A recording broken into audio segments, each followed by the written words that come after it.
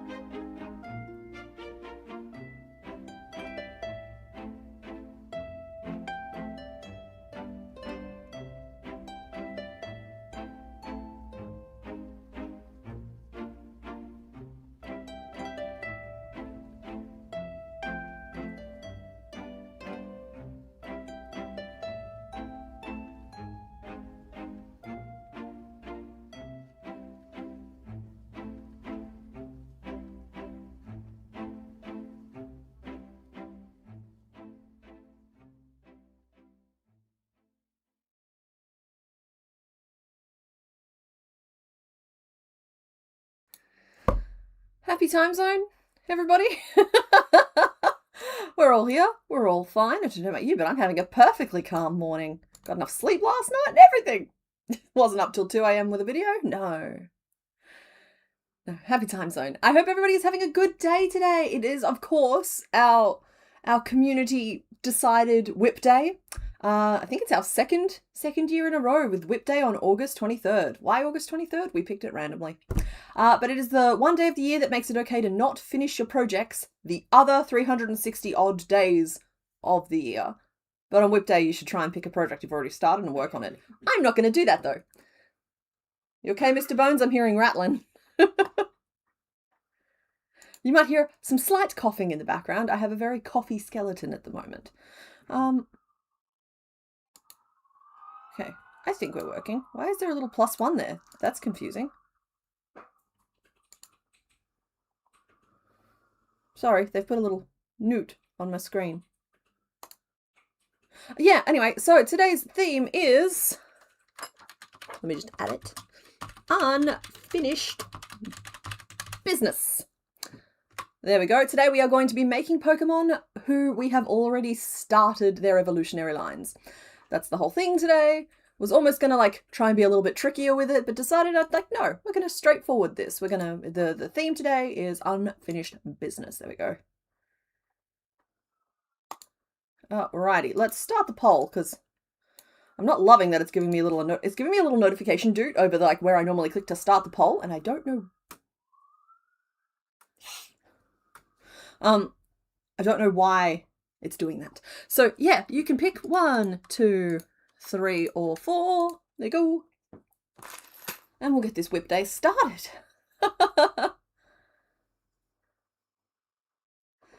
Oh no, Sith Assassin. That is poor behaviour on YouTube's part, isn't it? Howdy, Nerdeteer Master. Okay, so I've given you an assortment of interesting colours. The only colour that I've left off is green, because honestly I think we've had enough green for another month or so. I've made it hard for you? Oh no. Well, pick who you like. Okay, so here's the thing. In the interest of having 4 distinct colours, I haven't necessarily picked the most common colour on at least 2 of these. I'm trying to remember who the other 2 are. Yeah, so, but I have picked the second most common colour, just so that we have, like I said, just some colour distinction. I've also gone through the trouble of pulling out all of the little guys. So any of the related Pokemon we've made to these 4 on the screen, I've pulled them out of the boxes. So I actually have them here, which almost never happens for us. So we might be doing some naming today as well. Rowan Rose Gaming, wanted to let you know that you got a timer and it's not only helped you, but it came in a 2-pack and I gave the second to your son. It's been helping him too. Yay! Timers, man. I have this one right here. It bips at me quite aggressively and I live in constant fear of it. But honestly, I have a watch right? Which I don't wear on stream, but just the ability to go tap, tap, tap and set a 50-minute timer for myself I'm not overstating it. It has changed my life. You're just so consciously aware now of the passage of time in a good way. Yeah, because it's passing whether you notice it or not. You're a menace, but you're not purple. That's fine. We're all menaces here. Oh, I'm jealous that yours is pretty though. That beige one is the only one that I could find. My watch is pink. It's also on its charger at the moment. Sundays it gets charged. You're a dwarven menace. Current name list, error, nope, void, 404, suggestion not found. You count time in your head? I know this. Yeah, I do know that. It's how I used to get through the end of my school exams as well, because I'd always finish like an hour early and they wouldn't let you leave, and so I'd end up counting ceiling tiles and counting seconds. That's how I survived retail as well. Those last 10 minutes were always brutal.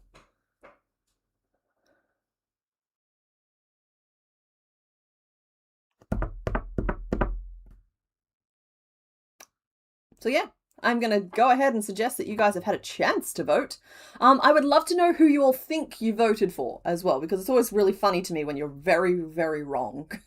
Hey, the Pomodoro method is literally the thing, or a version of it is literally the thing that I've started doing, and it's been really good. Really good. So yeah, you can find like lo-fi music channels and stuff, which literally have like playlists set up to be Pomodoro themed, and that's just the idea of working really intensely for like focus time and then a break time. And I find 50 minutes on, 10 minutes off is what works for me, and the 10 minutes off has to be I have to get up and move out of the space that I was in. Like if I'm working here, I have to go do something out there, and if I'm working out there, I have to do something literally anywhere else in the house. So okay, there we go. I'm closing the poll. Thank you for everybody who voted. Let's get this show on the road. Okay, so you guys voted for number 1 with 45% of the vote, then number 2 at 36%, number 3 at 13%, and number 4 at just 6%. So, okay, we are going to be making whoever is behind door number 1 today. I have their older brother up there. Blue brought it around. Was it at risk? Okay. And let us just reveal who is behind door number 1. We are starting the day by making something that I've recently seen made as a life-size version. And hopefully you all recognize Wailmer. Now, what's real fun about Wailmer, is, can't do that. This isn't editing. You can't cut that out afterwards. They now have footage of you just going Wailmer. It's our 42nd Pokemon out of the 135 Pokemon available in Gen 3. We've made Wailord, but Wailord was a shiny, and we made them shiny. So, let's recombobulate ourselves here. Sprite. Oh, hello, Goose. Wailmer, Wailmer, where am I gonna go? Oh no, it's a pod. It's an attempted pod. Right, you go there, and I will... Oh, that's what I do. Yeah. Okay. Better. Okay, yeah, so we've made Wailord, but as I said, Wailord was shiny and has been living in a box for quite a while and managed not to megapod it, which I'm quite pleased with, frankly. So there is our little guy. His little grin. Hello. A whale for a name. Nope, Discord. I don't want you to use my microphone. Thank you for asking. Please always ask. Okay. It's a little ball. It is a little ball. So yeah, we got him because our shiny Gyarados evolved into him at some point during the cycle, but we are going to draw... Moving the paper around so I'm in the corner there. Almost time for a new book. We're going to draw this little guy right here. I need that guy to be a little bit bigger. He's supervising the chat. Behave yourselves. Pencil sharpener. All right, sorry. I'm waffling a little bit, but that's just because I'm calibrating. And then we'll be all good in just a second. So yeah, the family members are going to keep us company today. Oh my gosh, shut up. All right, so this guy is a ball.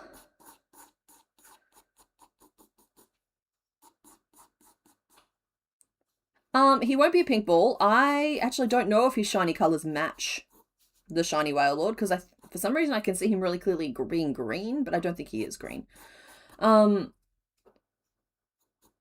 will be making him in his actual colors today. We've kind of toned down the shiny influence on our deck. So that's because we already have 2 shinies that have made it in. And we don't want them running the joint, you know? He has such tiny little peepers.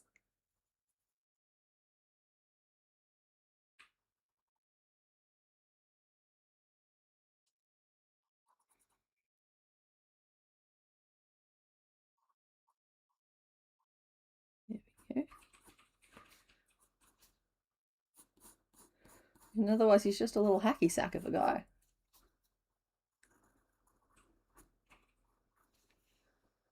And he's still got his fingers and toes because I think they're called cetaceans. But yeah, whales and dolphins still have finger structures in their fins. They took to the ocean, but they didn't lose all the signs that they used to not be of the ocean. Does he have a blowhole? This is important.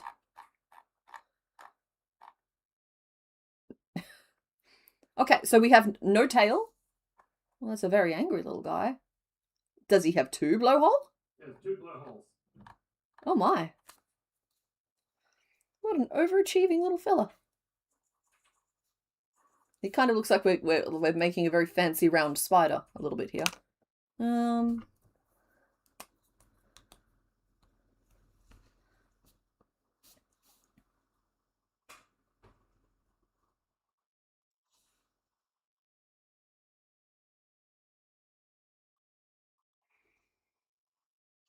You? Oh, Spheral Krilla is amazing.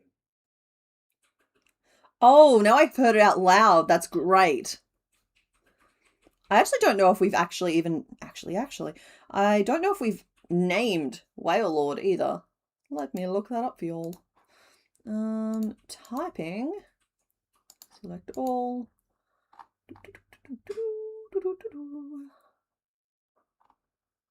Went for a yellow submarine on us just then. That's fine.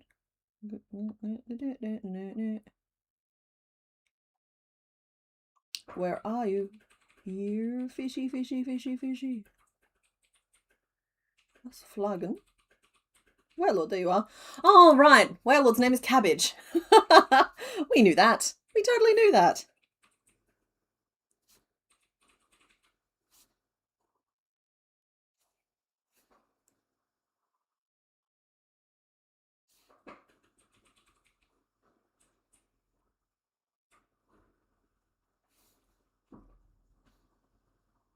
So we basically just need a ball, a smile, and 2 little like wingy fins.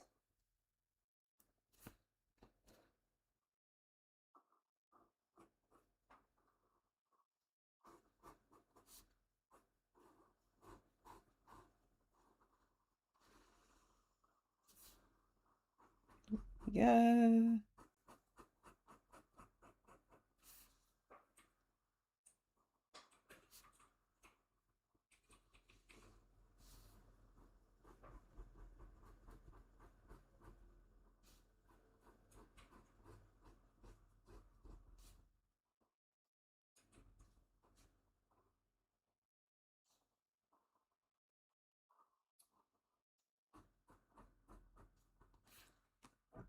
Unfortunately, he looks a little disgruntled.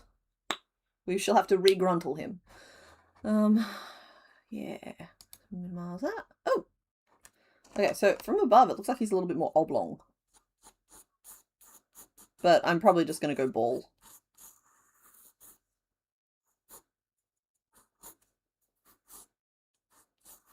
The real question is, do we do individual hands, wings, fins? What are we going to call those? Okay, we need a very midish blue for you. Not in the, I actually don't even know if that's slang for anything anymore. But mid had its day. There we go. Zoom you back out. Alrighty, so that is the very lilac pink Whale Lord cabbage the Whale Lord turned out. So I'm actually leaning towards Saks for this guy. That's the actual colour it is. It's the right colour. Trust me, I'm a rat. Because I think my next darkest blue is too dark. Yeah. And my other option, I suppose, is maybe electric, but electric is very vivid and not at all right for this guy. That's a disco whale. They're off to San Francisco where the disco's off the rails. No, that's disco snails. The whales weren't invited. Cream? Oh, I've done white on you, but no, I think you're meant to be cream. Check the dragon colours. There we go, cream. For anybody wondering where the video was this week, it's up now. It was, I think it got finished uploading and processing and everything at about 4 AM. My time's about 6 hours ago. So that dragon pattern is out there. It's loose. Enjoy. Not right now. Stay here with me and play for a little bit. But then fire the missiles, you know what I mean?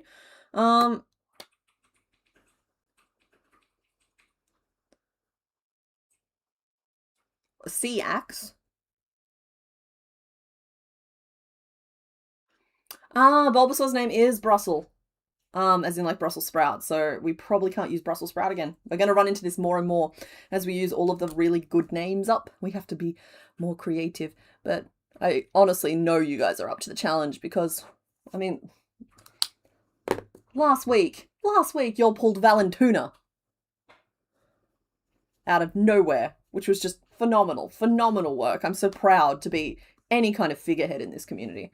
All right, I'm going to make a bowl. I think I'm going to start at the top of the head and work downwards, change colours, all that jazz. We're going to start in blue. I might try and work the teeth in. I've worked the teeth in here. Don't remember specifically how I did it there, but it's looking like, I don't know if that's top stitch or if we just like front post, back posted. But we might be pulling some shenanigans here, and we're going to make him a teeny tiny little marble as well. There's no need for this to go on for much longer than it needs to. Make him a squishmallow. Yeah, that's what I was saying, is that I'm so sorry. I don't seem to catalogue creator names very much unless I watch them a lot, and even then I consistently forget M and J TV's name. But I recently saw a crochet creator crochet like a life-sized version of this guy. And then she took him to the beach. Which is just an idea that is so filled with joy. I love it.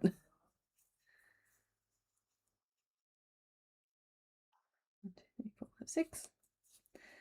Happy finish your WIPs day to you, Naked Nora. Now, Mr. Bones did tell me that as I was like running around earlier, that y'all were already comparing the projects that you're working on. So I will not ask again because I do not wish to make you rehash things, but I hope that you are having a good day, making good progress on some of your old projects, because sometimes the stress of not starting the project is worse than the 10 minutes it took to finish it.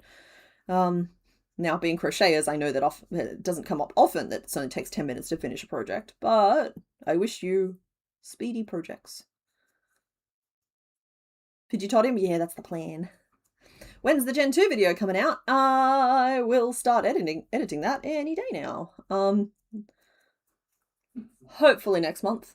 Yeah, hopefully next month. The dragon pattern that I've just done ended up taking 2 weeks longer than I thought it would, but it actually took exactly the same right amount of time it should have. Like, you should see the big one that got made first, which ate up an entire week of design time. So yeah, honestly, that video did have to wait until after I actually finished them, but I finished Peace Pigeon last week, but those patterns are still not up on Patreon. It's okay, we'll pull an all-nighter one night this week and just catch up on everything. Yeah, no, that Gen 2 video is in the works. It is coming. I think it's going to be largely just cut together from the various streams and videos, whereas I think last time I had a little bit more of a bridging device of me sitting and talking. I think it's going to be more of a clip show, but it should be a nice consolidated clip show for anybody who's missed all of the good moments. And There has been some very, very kind members of our community, shout out to Stargazer, in particular is a name that I see all the time, who leave me timestamps underneath the streams now, so I'm hoping it doesn't take me 11 years to edit that video together. Okay, Whale Lord is apparently, hold on, 14.5 meters tall, but only 400 kilograms. So, that's 877 pounds, for anybody who speaks in pounds. That feels like he doesn't weigh very much comparatively. You worked a bit on the wings from Crafty Intentions today. They're still a WIP? Yep. Well, I mean, just because they are a WIP at the start of the day doesn't mean that they won't still be a WIP at the end of the day. Can you see the big one? Mr. Bones, when you get this message, 30 seconds from me saying it, could you please bring in the big one? You're going to be disappointed in the big one. Yeah.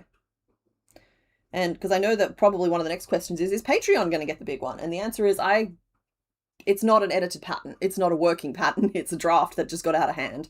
So while I'm not saying no, I'm also... You need to thump them on the table. This is the big one, compared to... I'm coming back! Dino Stream. Like, he didn't get that much smaller. Yeah. But there is a size difference, you know? And also this guy thunks, ready? Like, he's got weights in him. Because I love me a weighted stuffy.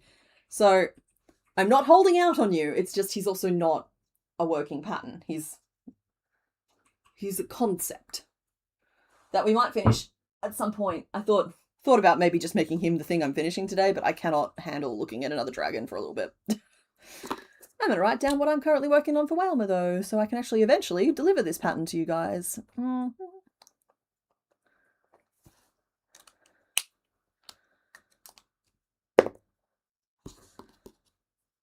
Here's Blimp. A little bit Blimp. Yes, Whale Lord, that is. He's adorable. Am I going to finish it? Yeah. I'm not saying no, but I'm also not in a very yes position right now. So hopefully that's a helpful answer and not just a bunch of nonsense. Where are all of my bobby pins? Oh, there they are. All in their container. How was I ever going to find them there? Whale Lord is lighter than a dolphin. Yeah.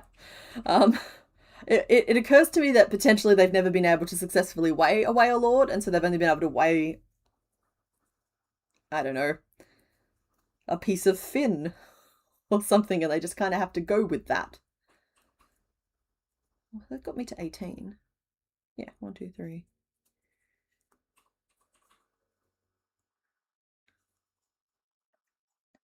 Spherical Krilla is fantastic. Oh, sorry, Spherial Killer. Spherial Killer. Spherial Krilla. Spherial Krilla. Qu'est-ce que c'est? Ba ba ba ba ba ba ba ba ba. 1, 2, 3, 4, 5. There we go. At minimum, the big fellow will get some eyes and I'll just turn him into a dinosaur. I gotta tell you though, he has unlocked a whole new skill tree for me mentally regarding how I'm going to start making mini dinosaurs soon. Now, does that mean that they're going to be mini enough for 12 days of crochet? Or does it just mean that I'm on a little bit of a dinosaur kick and I think I've just worked out how to not have to attach the legs and instead just build them in the round?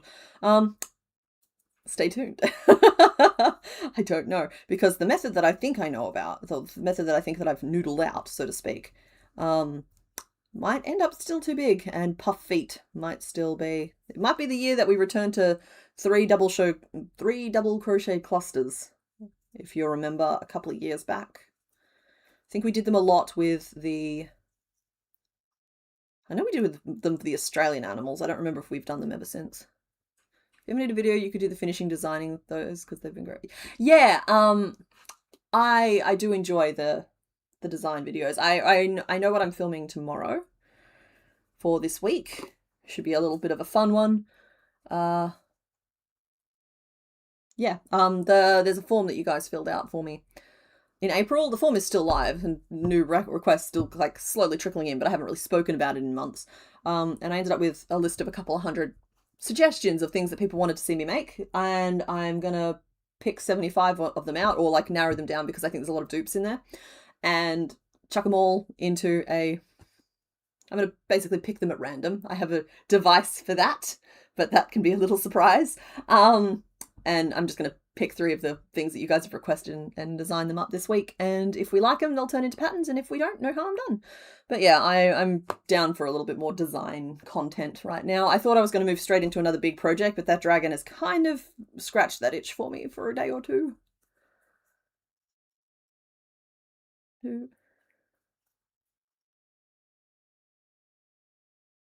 Displacer Beast is one of the top requests I get. I get a lot of Displacer Beast requests. And I'll admit that while I can see that you guys have love for it, which is going to be enough to push it over the edge for me one day. Like, it'll get made. But I'm sorry, I don't get it. It just looks like a cat to me. And like, not that we don't all love cats here, but I'm just like, there are so many interesting creatures like I'm going to say it wrong, the Urtiog and the Tarask and the Flumph, and even things like beholders. Can you imagine a beholder with 10 button eyes? Like, that sounds so fun to me. Whereas like Displacer Beast, I'm not sure I get it. I saw Griffin requested a lot already in those comments. So this is just me not saying no, but to me that's just a cat with 6 legs and 2 tails, and that's just extra limbs on a cat.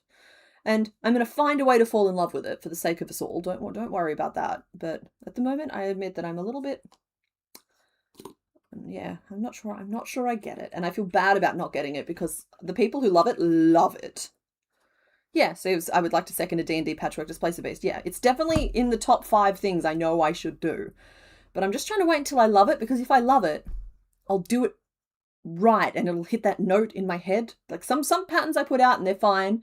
Some patterns I put out and they're like this moment where I'm so excited to show you guys. And I'm trying to wait until I can get to that place with a Displacer Beast. Yeah. I'm glad that you guys like the patchwork critters too, though. Also, thank you to whoever was the first person to refer to them as patchwork critters, because that's going to actually help me here. Because I've been trying to work out what to label them as, because they're not... I guess they're a little bit like vintagey. But sorry, I'm making eye contact. I keep looking away because I'm making eye contact with them. They're sitting right there on my desk. I'm not just turning away from you guys. Yeah, I've been having a hard time working out what to call them, but patchwork is great. Patchwork is what I'm going to end up calling them probably. Because if I do more than one of them, then they need to have a name. So that there can be a collection, you know? Alright, I think that those teeth are going to be just 7 stitches. So I will do...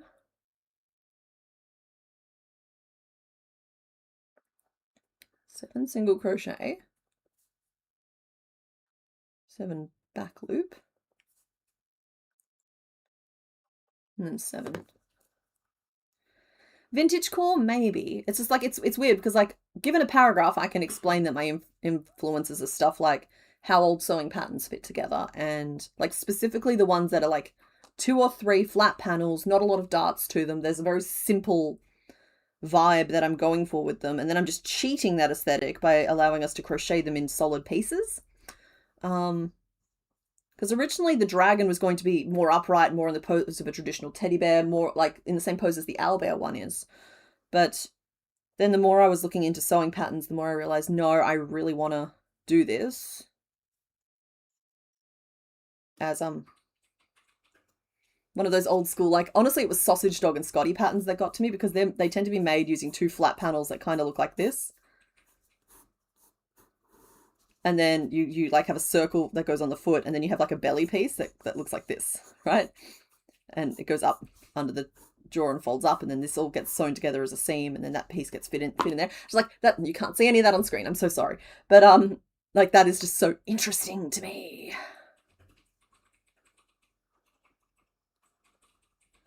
What colour should you make your patch, Adams? I'm going between Cadbury Purple and Forest Green. Oh!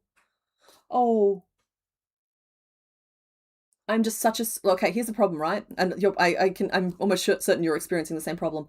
I love me purple, but it has to be forest green. That's my taste. Either one is going to look phenomenal, because like I think this would actually look really cool in like a dark Cadbury purple with like neon details. But my vision for this is that it all has to look like someone took somewhere between a beige and a brown, like Hessian sack, and dyed it, which is why I've stuck with like that dark Shiraz and the dark, like, I think that's olive drab or something, like the green color I ended up using. It's just, I can see a brown undertone where someone has dyed it over the top using a basic green dye or a basic red dye. And I'm just like, that is my vision for this. That said, a purple dragon would look wicked. I sewed the lines of the teeth and then sewed on a pre-made chain to form the lips. Okay, cool, thank you. That's helpful.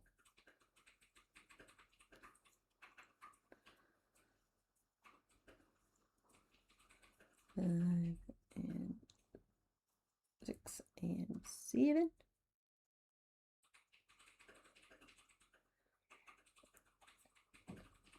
Good. Whale Lord weighs less than oxygen. Here's another rubber glove Pokemon. You know what? Though, like these gens, we've been getting fewer and fewer pupil blinkers, but more and more what Mr. Bones is referring to as rubber glove Pokemon. And, tis an alarming trend. Hi, Sour Sprout! Ooh, forest green with Cadbury purple patchwork could be really fun. Honestly, I love those two colours together. It's going to look great. Like very magical, mystical forest. Making purple one now? Yeah, good, good. Make them purple. I can't believe that. That might be... I actually don't know if it is the longest video I've ever made, but it might be one of the longest videos I've ever made. It just kept going. It just kept going. It showed no signs of slowing down either. I had basically just had to decide that y'all, by the end of it, knew how to sew things together and call it, because it could have gone for another hour and a half. That's okay, Breeze.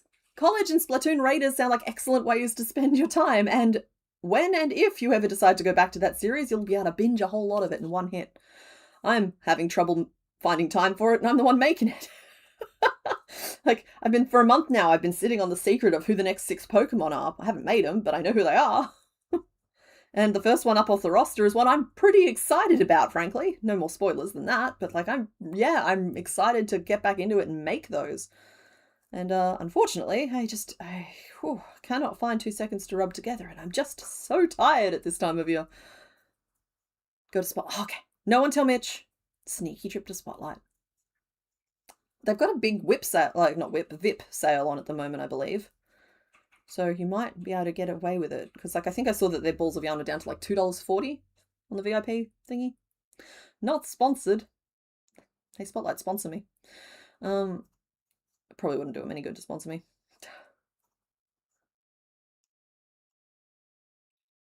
Angry Bear Ironworks. That is not in the spirit. Oh, have I been crocheting behind Wailmer the whole time?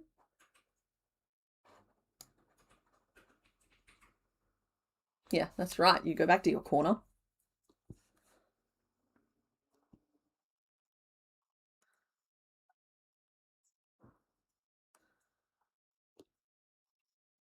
Wailmer is hollow like the moon. Would you consider a patchwork intellect devourer? Is that the little brain nugget on the 4 little legs?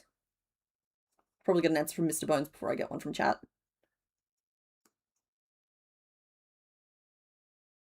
Yes. I'll bring in a book. Okay.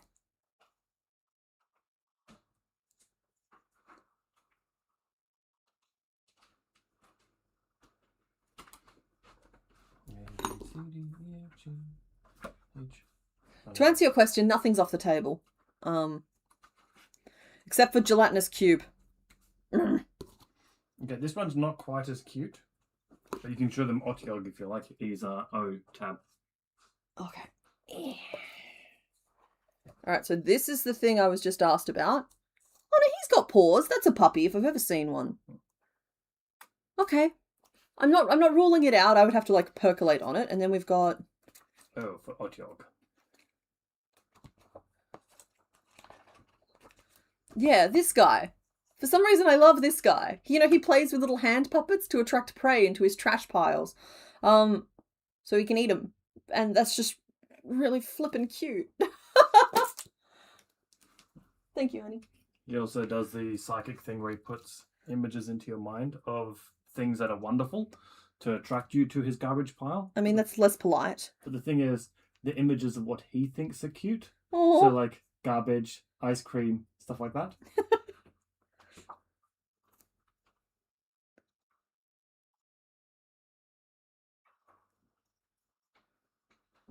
okay. Somehow I've done 8 white stitches when I only meant to do 7. You've got a little overbite there, friend. Tiny little teeth. That's fine. We'll do you better. We'll do you better than this. Whew. Okay. I played D&D 3 days ago. And it was fine. I came out of it. I had fun. I did. I had fun. We were playing at a table with strangers who were perfectly nice strangers. I think it's the sort of thing where I don't know if anybody out there knows what a quiz night is, it's kind of like that mentality for me, where it's just like, if there's a quiz night going on and everybody I know is going, I would happily go along and play again. I don't know if it's something I'm going to seek out, but that is because it was a whole lot of overwhelm and they threw me straight into it. They did. They made me responsible for the first little bit of where are we going, and I was still trying to work out what we were doing. Speaking of being thrown into it. Mr. Bones wants me to tell you that I picked up his character and threw him at one point. There was a trap. We need to get past the trap. There was clearly monsters on the other side. I threw him at them. It worked. It was great. You won the axe throwing competition. The mimic nearly ate you. Yes, but I was far too handsome for it and teleported away. Misty step. Mr. Bones was playing a bard. Good times. Ice cream to the dump. Exactly. So yeah, I can see the appeal. I think I would have more fun if I was at a table of people I knew, potentially, or at least were familiar with, and I could get into it a little bit more, because and they had made a character for me as well, and so I was very much dealing with, like, I was having a hard time tapping into who I was supposed to be in that moment. And basically, when you're given a page of like 3 pages of information, yes, it's all relevant information, but I didn't really know what I was supposed to be looking at either, and it really stunted my first little section of it, because I couldn't work out if I had money, and I didn't want to say I had money if I didn't have money. And I know that it was a 3-hour session, and the DM probably would have been like, yeah, okay, sure, for the sake of moving this forward, she has money. But it was just I felt like a kid who had not done their homework, and I don't think you understand. I was the kid who did the homework. So yeah, I'm not ruling it out in future, but I don't think it's something I'm going to actively seek in the short term. No, he was a good DM. We had a good time. It was for charity, which is great. It was for the Starlight Children's Foundation. Very worthy cause. And earrings. Oh yeah, and I got a little pair of earrings. So I'm glad I got them because they were for charity, but having had a closer look at them, I'm not super thrilled with them. For the sake of the object. But yeah, I think they're still pretty, but there's clearly not a lot of love in them, that's all. Yeah, it was a bit weird to play with the strangers and but like, the ice is broken now, so next time I sit at the table, I'll be like, okay, now I know where to look to see if I have gold pieces, and I know that the DM isn't going to start by telling you there's been a murder. You know what I mean? He's going to drop you in the middle of a scenario, and you're supposed to go, aha, that thing you said, let me find out more about that. Or you're supposed to be like, I want to look around, instead of just like, I was sitting there waiting for the story to be told. And it was just it was a good learning experience, and it was better that Mr. Bones wasn't the DM for my first learning experience on this, because gave me the freedom to not like it if I needed to not like it.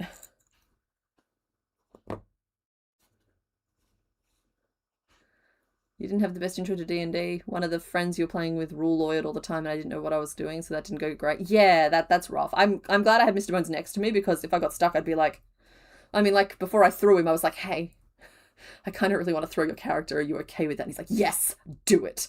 The rest of the table looked at me like I had committed an atrocity. But I did check with him before I did it. I did.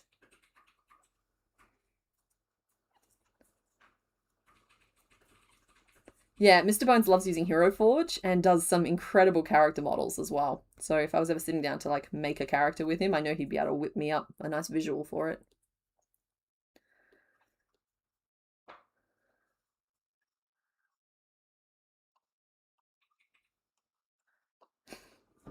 You once threw a gnome through a well and found an undercity vampire lair, all because the gnome had peed on you. Fair enough. Okay, no, I asked first.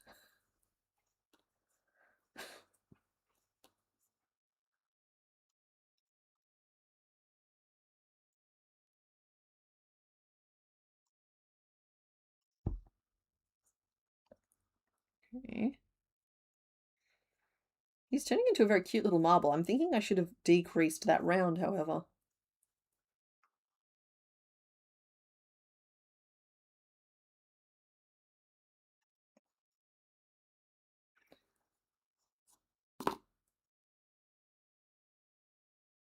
Okay, so no, it's not as bad as that. There was a boat. There was a boat, and there were two perfectly ordinary looking ballistas on the boat, and there was a tripwire onto the boat, and we knew that there was like the tripwire led up into the crow's nest, and that's all. There was no sign of life anywhere on the boat, and so I picked up the bard and threw him at the sail so we would have a soft landing. It is not my fault he failed his acrobatics check. And he splattered, and then when he stood up, he stumbled 3 steps to the left, and it turns out that those two perfectly ordinary looking ballistas were in fact mimics. That's not my fault. Your Honor, I am innocent. That could not have been foreseen.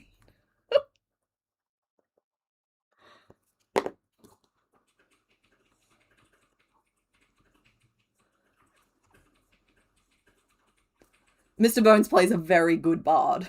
In fact, when he saw that the two pre-made characters at the table were a barbarian and a bard, the solution was obvious in that, like, yeah, give me the barbarian. Give me the walk up and bonk. That's fine.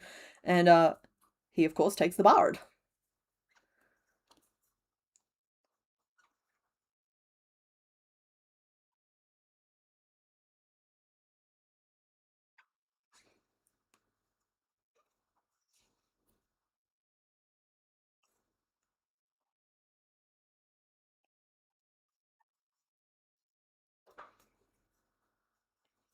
Name idea, volleybally?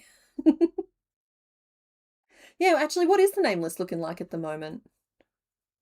Is it still like 404 error not found, or are we pretty much landed on spherical Krilla? Which I'm going to stumble over for a little bit, but I will get there eventually. I believe I have filled out your underjaw a little bit much. Sir, I need you to like... I missed some names while discovering he's another rubber glove. Okay. You heard that, folks. If he's accidentally removed your name from the list, please just tell him and he can review it. Current name list, the Krill Sucking Sphere. We're not doing that. The Spherical Krilla, Glorb, and rent this space. That just reminds me of the people who are going along and like, you know how like you can write on people's back windshields when they're really dirty, you can like write wash me. People were doing that to the dugongs, and I'm pretty sure it's a federal crime to touch the dugongs, but people were doing that in the algae on the dugong's side because dugongs are desperate for attention. My goodness. That's what that reminds me of, is somebody's come along to Wailmer and written wash me on the side.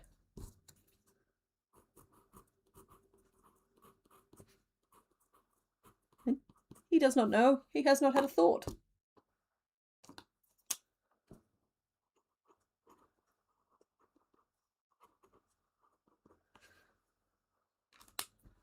Not a single thought, never. I'm going to put a little weight in him as well, just because otherwise he's going to roll around all over the place. I wrote increase, I meant decrease. It's going to be fine, because I know the difference. I'm not going to suddenly flare out.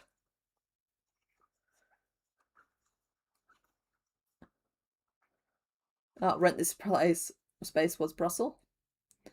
Oh, Sour I'm sorry you have decision fatigue. I feel you on that one there. My solution is always like, write a master list and put anything you can put off until tomorrow. Like, for example, feed yourself, not optional.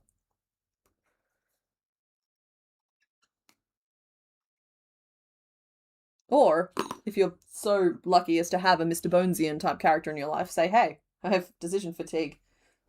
Just make sure I survive the next 24 hours and we're good.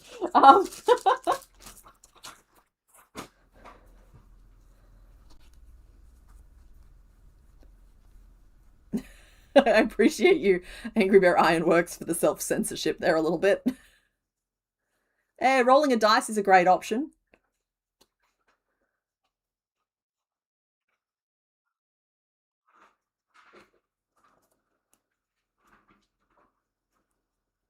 There we go.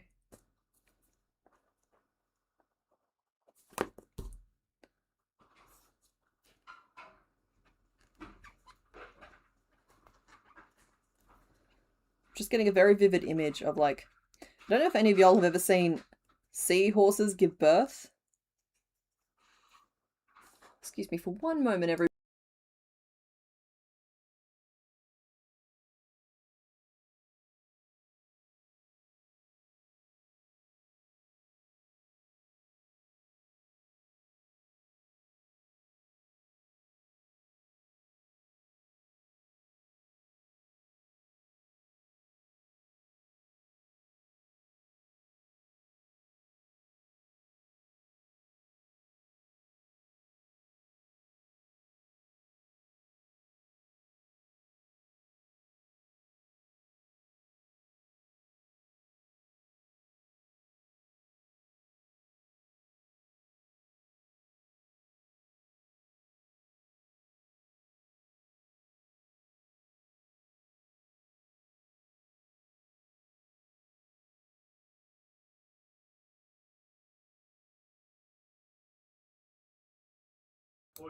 Yep, I forgot to turn the microphone back on. Sorry about that. This is a sign message. It's been no, I've been just closing the shutter recently, but.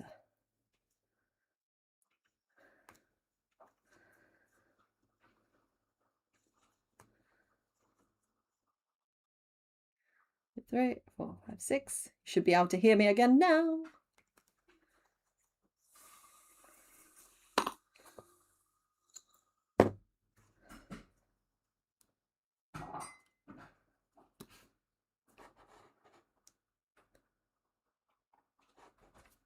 Okay.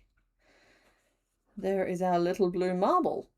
Sorry, I was just saying, if any of you have ever had the visual, or like the luck of seeing a seahorse give birth, I'm picturing a similar thing, but with Whale Lord's blowhole and a bunch of marble-sized whale now. Just.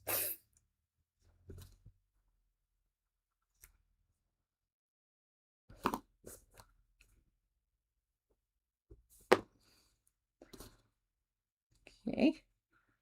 We need little wings, and he needs a little bit of a nose job.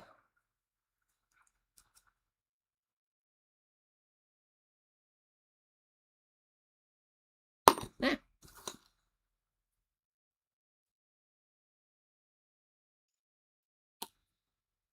I did do the teeth in a different colour. You can't really tell.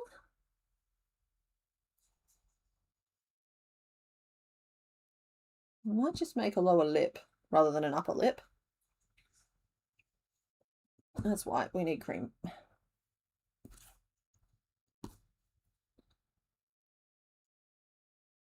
You just asked your husband if you had decision fatigue. Would he keep you alive for 24 hours? He said, sure, as long as you did the same for the following 24 hours because he would be exhausted. Fair.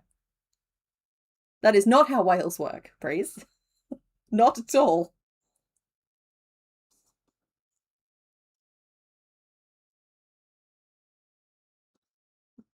2, 3, 4, 5, 6, 7, 8, 9, and 10. Yeah.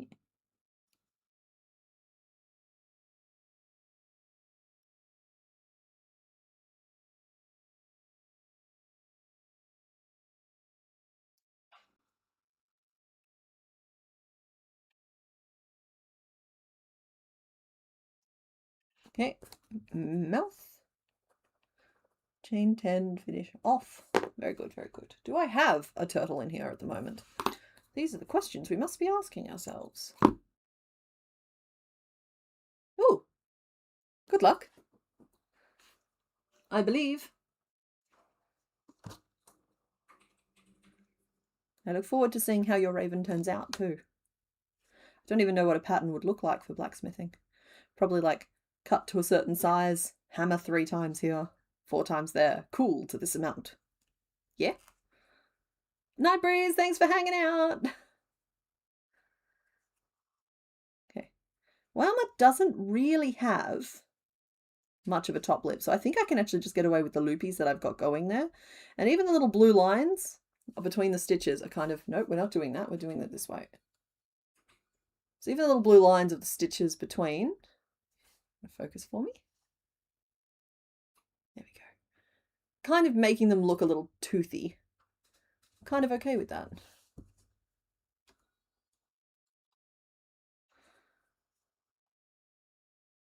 Okay, current name list. The Krill Sucking Sphere, Spherial Kriller, Glob, and Blimp. I don't have 2 little black pins, otherwise I'd use 2 little black pins to give him eyes. Maybe I'll use the little purple ones.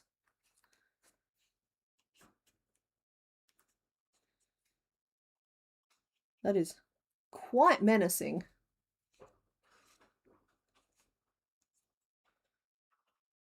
Okay, let's make a little wing fin thingy just to get it done.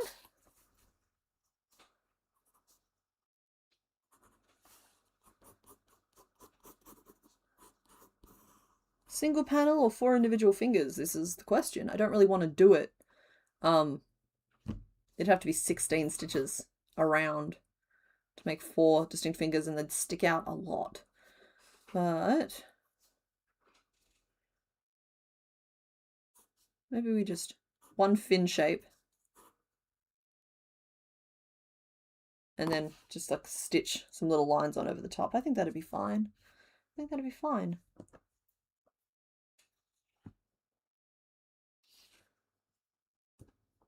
It's more take this shape, make it look like this shape, and then do this specific thing to it with this tool to make this specific effect.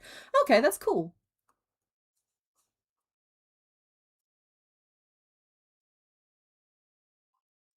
I don't know if I saw the whole process, but my algorithm absolutely served me the life-size Wailmer and the fact that it got taken to the beach.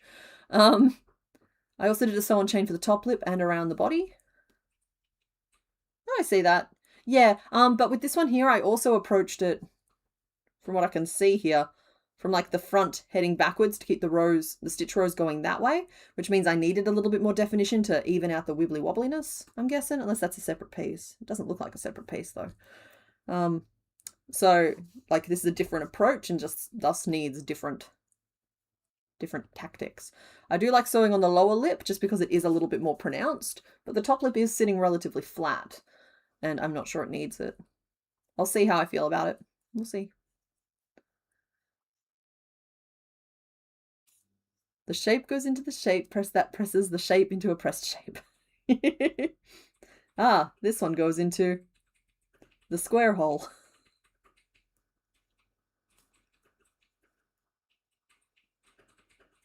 That is interesting. As long as you can make a shape with clay, you can do it with steel.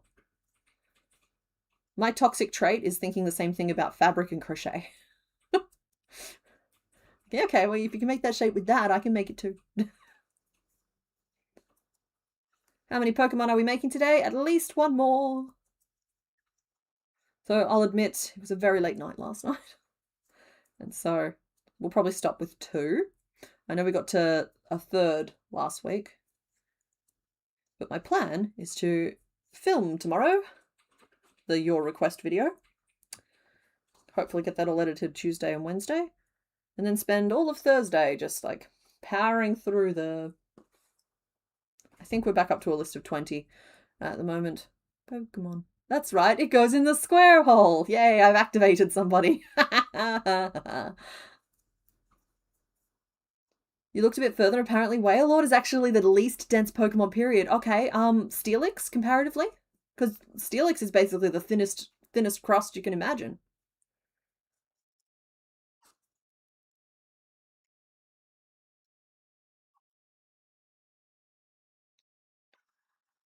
Angles of blows are incredibly important. Angry Bear, I'm guessing that that's the difference between, like, your own skill in the craft and the pattern giving instructions, because like for some crafts you need both. It's not enough to know, I'm going to use crochet here, but I don't know if I believe this in terms of crochet. Like you might know how to work single crochet, but there's a bunch of different ways that make a single crochet look different, and that comes down to the own person's individual artistry and like the how to sew the pieces together type of thing. So even if the pattern tells you exactly where to stitch and how to stitch, how you stitch is going to be a little different. So I'm guessing with blacksmithing, even if you're told hammer from like a left angle along this edge, the own person's craftsmanship is going to come into it at a certain point. Or am I just waffling? Happy time zone, silent speaker.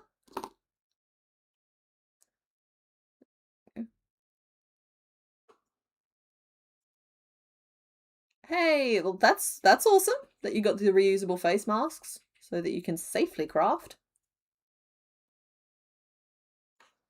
We love that. Fin, Magic Green of 6. I know that I've inhaled my own share of fiber over the years. And then we went single crochet, ink 3, single crochet. And there are crafts out there that are way more toxic than playing with string. 5, and then it was 10.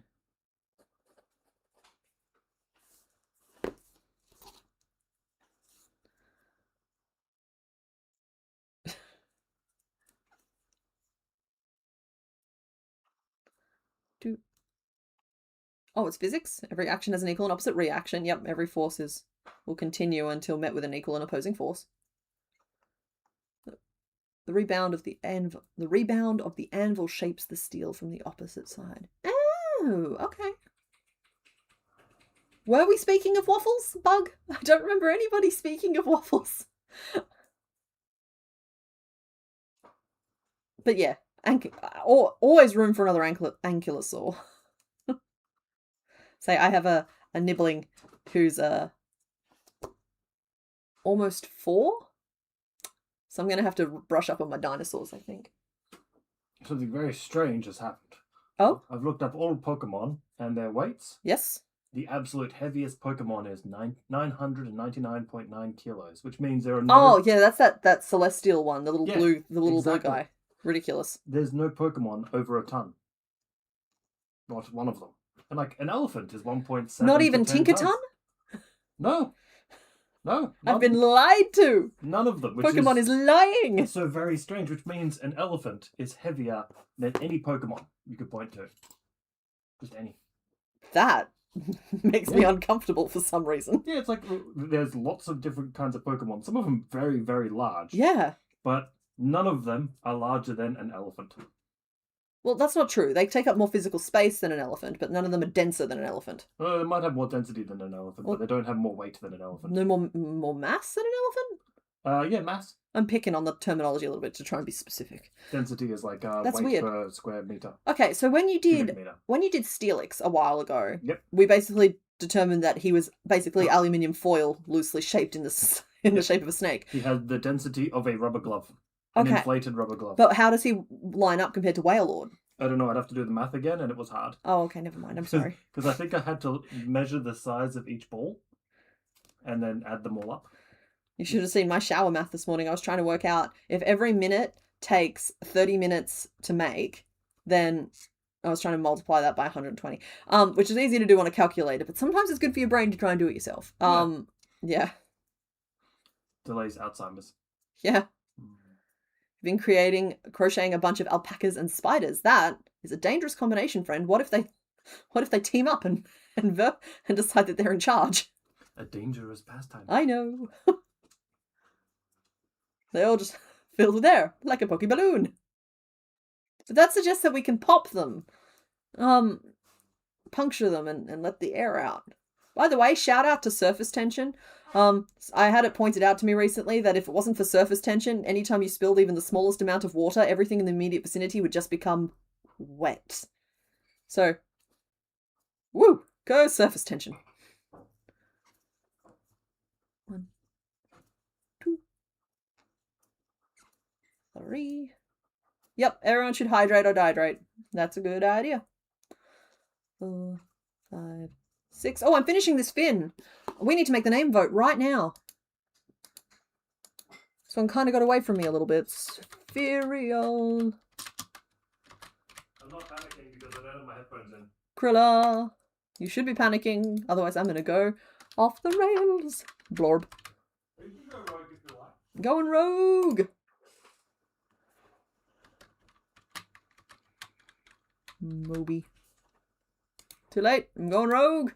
You have one more option that you can enter. I'm not doing the krill sucking sphere. I'm so sorry. I hate it. I will do blimp. Okay.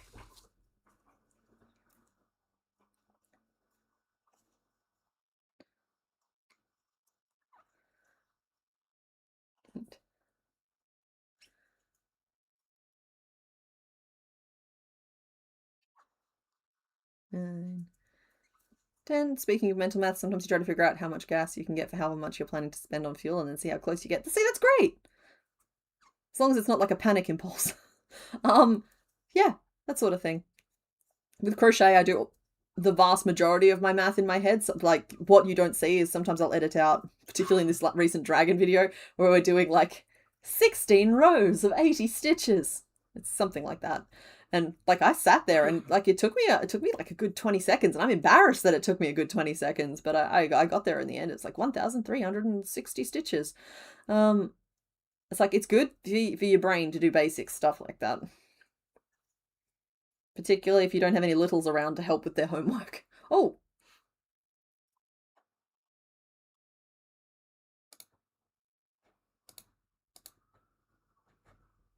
Yeah, it's fine. Oh! Sorry. I went silent. It's like, oh, okay. The poll's pretty lopsided. Yeah, we did kind of expect that. That's why I didn't put too much pressure on Mr. Bones to stop making his coffee and give me the name list. Whale Lord is named Cabbage, and this guy would have possibly been Brussels Sprout, but we already have a Brussels. Let me just pin these little fins in place. And then I'll close the poll off.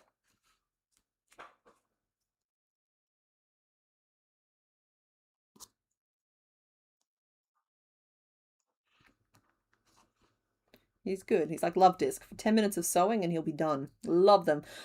Actually, you know what? I'm making a decision right now that for the patterns for the Patreon, be prepared that you might get like a batch out of order in terms of like you might just get served Love Disc and Whale Lord, who are weeks apart and not at all the first ones we started.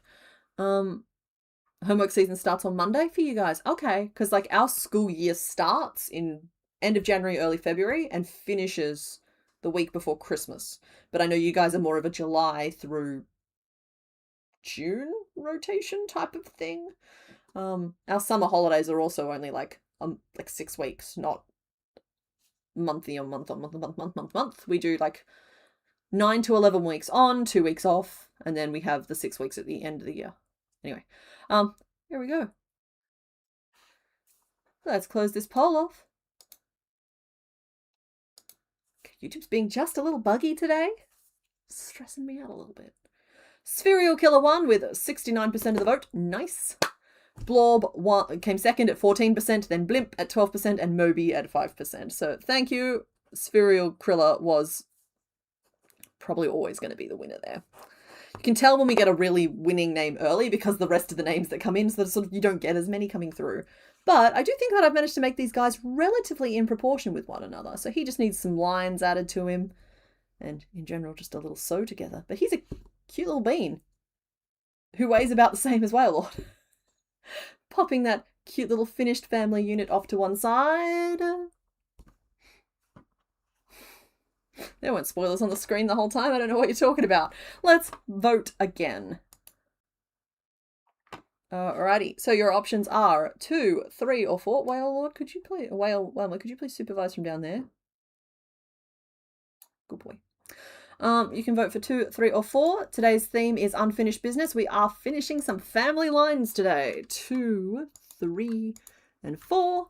I know we've only been going for an hour. I am still going to take a break because that is just good practice for me, looking after me like I'm someone I care about. So I'm going to go on break. You guys can vote and make your decision, and I will see what you pick when I get back. And now the awkward 2 or 3 minutes while I work out how to turn everything on that I always turn on for breaks. I should just get one button set up. Okay, there is the little mini. And then I will turn this on, that off, and okay. See you guys soon.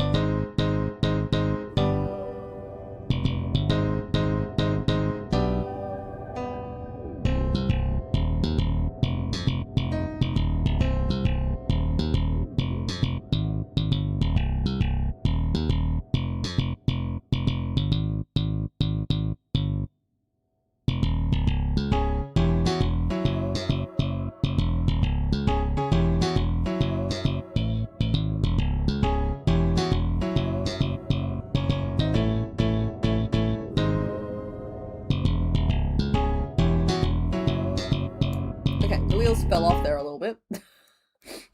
I'll admit that at one point during that, I clicked to pick up the Whalmer, and I accidentally moved a whole bunch of stuff around, so we'll find that out as we go.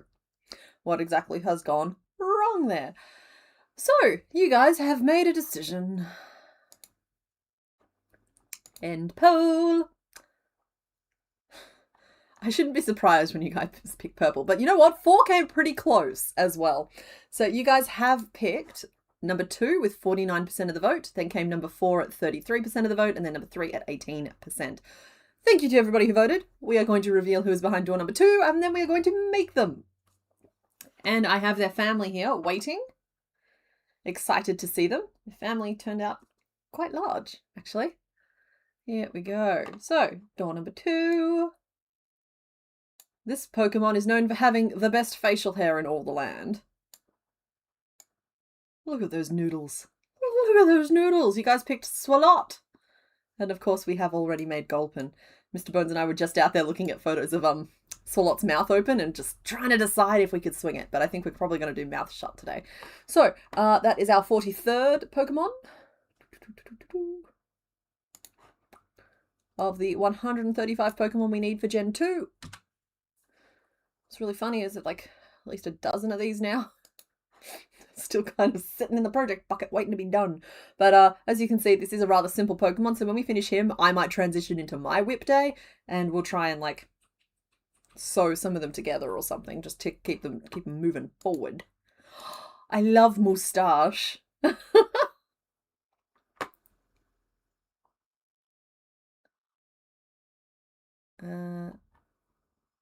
Whelmer was a pretty blue. Thank you. Thank you. I'm glad you liked Whelmer's colour. Where are you, button? There you are. Okay. So, this is the little Gulpin that we made a while ago now, or the not so little Gulpin. He dates back all the way to, I think it's the first... I did one video where it was a Gen 1, I crochet whatever I catch, and then I did an episode that was like a Gen 2 one, and I'm pretty sure that he's from the Gen 3 one. Well, I mean, he'd have to be from the Gen 3 one, but I mean, I think he's from that series. Yes, but we are doing Swalot today. We're not doing Swalittle, we're doing Swalot. We need a Sprit. Let's change you over to our Purple Lord.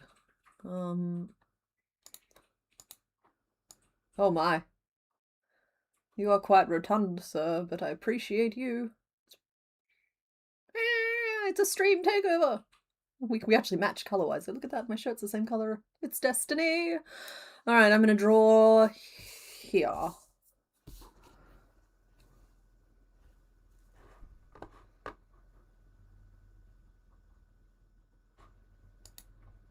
Night Naked Nora, thanks for hanging out. Oh no. Oh no. Bad Swalot, do not swallow the people.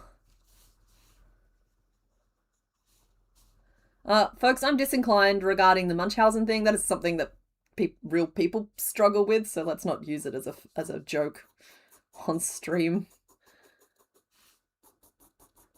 There we go.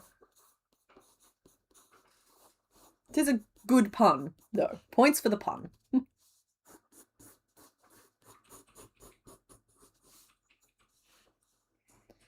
You got like a rummagey, ruffly finger hem type thing. We have a pout that I know I'm jealous of. We have, are these little fingers? Like, do they have two little like blobby finger hands? I could do better about having this on camera. Hold on. There we go. Can't move the camera. Can move the paper. These lips should be higher.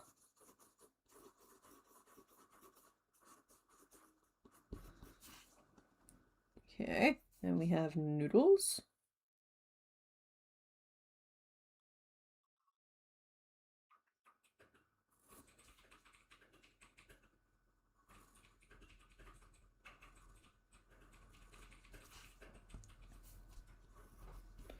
And then he's got, I think it's 4 diamonds around, but maybe someone can check that for me. Might be 5. You think they're nose and chin rather than lips? Okay. It doesn't make a huge difference to how I craft them, frankly, but it certainly is a visual. I kind of saw this as like a lower lip. And this is kind of like the nose, maybe.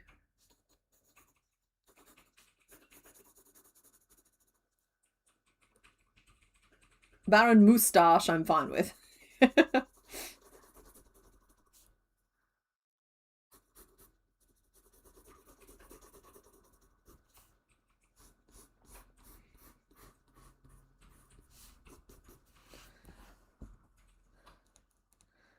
Baron Moustachion. Moustachion. Alright, well, you keep negotiating whether or not you think that they are.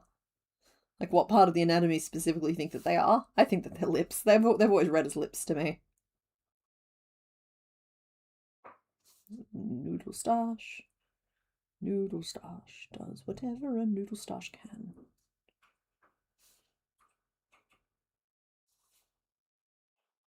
There we go. So the only bit about this particular one that I'm a little nervous about is probably the ruffly hem. And getting that to look right. Probably need to use like a fan stitch or something to get that working.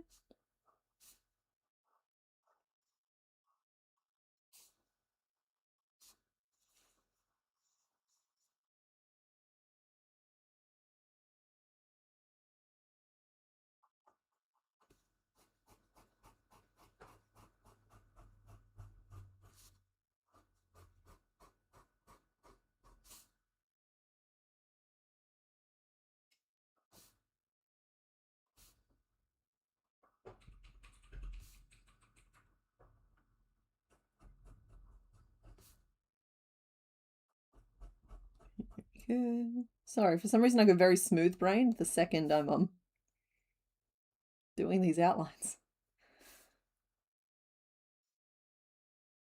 I have one job and the brain will come back online as soon as it's done.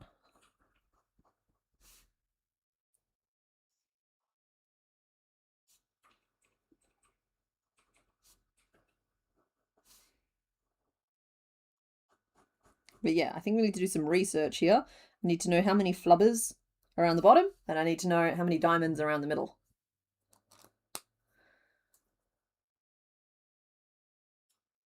No, the theme was unfinished business. It's just happens to be that you picked the blobs. So a lot. Yeah, okay. We're gonna use this purple here because it is the perfect shade of purple. Yes. And that's a moustache color if I've ever seen one. And I'm still zoomed in, and I'm saying that out loud so that I don't forget to fix that in a second.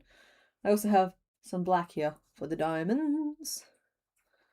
And I even have a little bit of pink here that we can use for his eyes. So let us zoom back out. Get everything straightened back up. There we go. Sir Argyle is wonderful. Have we named Gulpin? That's a good question. The answer is yes, and knowing what video he came from, I want you to brace yourself that his name's gonna be bad, okay? It's not gonna be satisfying, it's probably not gonna even be funny, it's just gonna be cringy. He's not named, we're safe. Okay, so he does not currently have a name, so you can feel free to make a pair name for the two of them, should you want to. Alright, I need to just review these. Oh, there we go. So that feels like too many to me.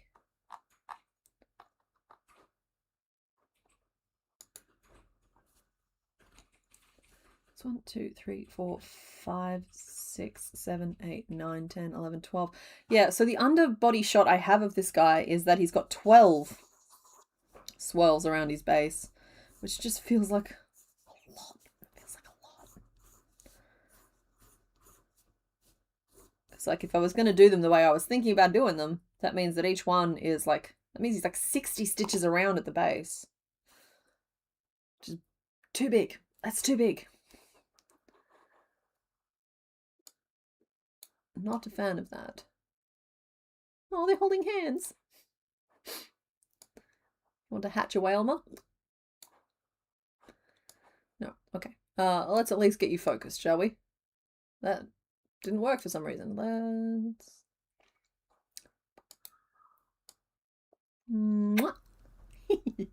Enough of that now. Let's focus. Okay, and as for the diamonds, I'm seeing one at the front, and then the back of him has, like, this is his back. He has one on either side of his back, one under each arm, and then one at the front. So he has 5 black diamonds around as well.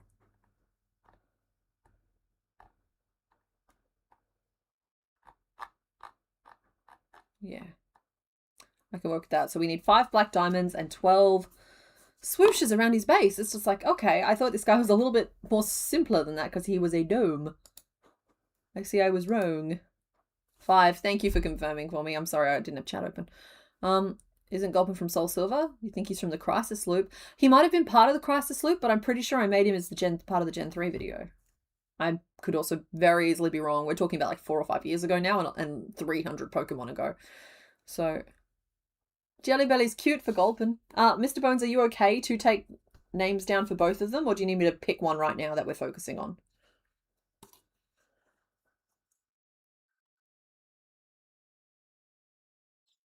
We'll just do this guy at the moment. We'll do the other one in a sec. Okay. Right, folks, we... focus more once I finish picking up on this. Okay, that's fine. We are naming...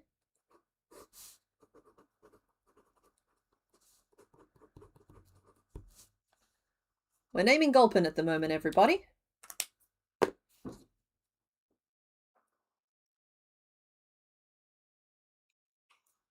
Hello, hello, Devil in the Details. Any last minute assignments due? 5, 6.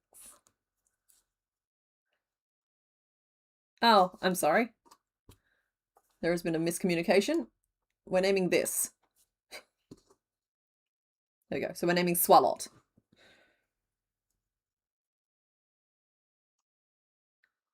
So the current name list for Swalot is Baron Moustache, Mr. Noodle, and Sir Argyle. For some reason, we're all very determined that this is a grown man who has an honorific in front of his name. I do think Jelly Belly for Gulpin is a cute name, though. I can just imagine him going up to the table where he's got like 15 different plates and like 30 different types of cutlery and all the glasses are arranged and everything. Yeah. Like, yes, yes, yes. And then his jaw just unhinges, eats everything on the plate, and oh, yes, exquisite, thank you. Yes. He looks like a good tipper. Yes, quite. Yeah. Oh, he needs a little hat and a cane. Okay. Okay, that's a good question, though. Does he wear the hat perched on his head, or does he wear it back here? I think back here.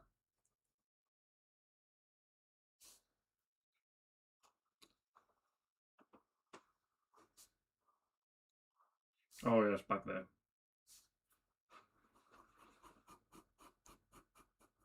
While we're drawing on him, can you add a monocle?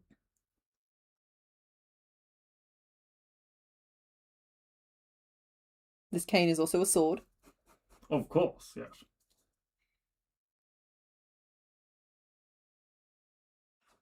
I feel like he's not the first one to get the, like...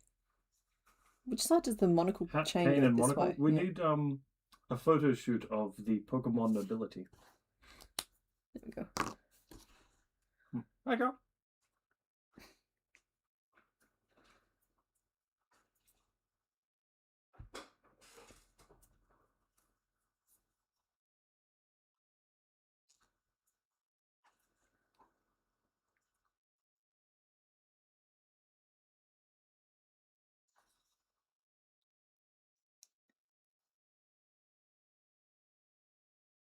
One, 2, 3, 4, 5, 6, 7, 8, 9,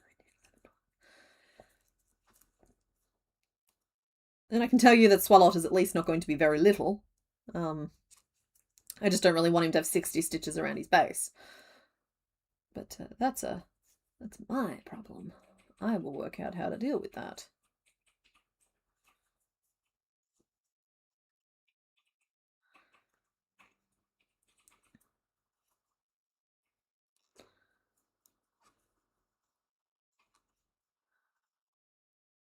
Yes, I dare say, my good gentle slime.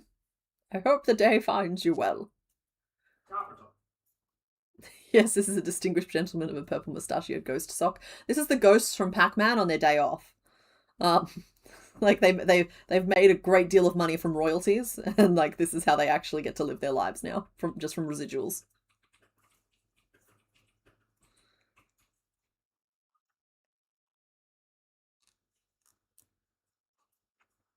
I was just a little theatre slime back in the day, and I got a little job. Treading the boards at Oxford. No,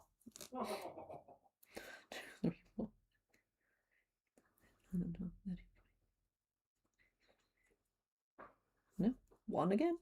Gotta get bigger. We're going up to 24 now. Just with Whale, I got away with it a little bit because Whale Lord himself was so small, and so they look like they're a matched set. This guy's big. And it's putting a little bit of pressure on it to make Swalot of an appropriate size. Mr. Bones was advocating for doing like the open mouth Swalot, but I feel like he's more recognizable with his mouth shut. For me, anyway. Yeah, if we make him bigger, at least it'll make the stream longer.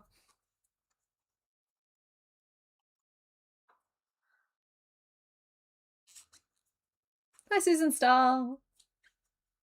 Happy time zone. Happy WIP day. 1, 2, 3, 4, 5, 6, 7, 8, 9, 10, 11, 12, 13, 14, 15, 16, 17, 18, 19, 20, 21, 22. Not even close. Not even close. It's to 23.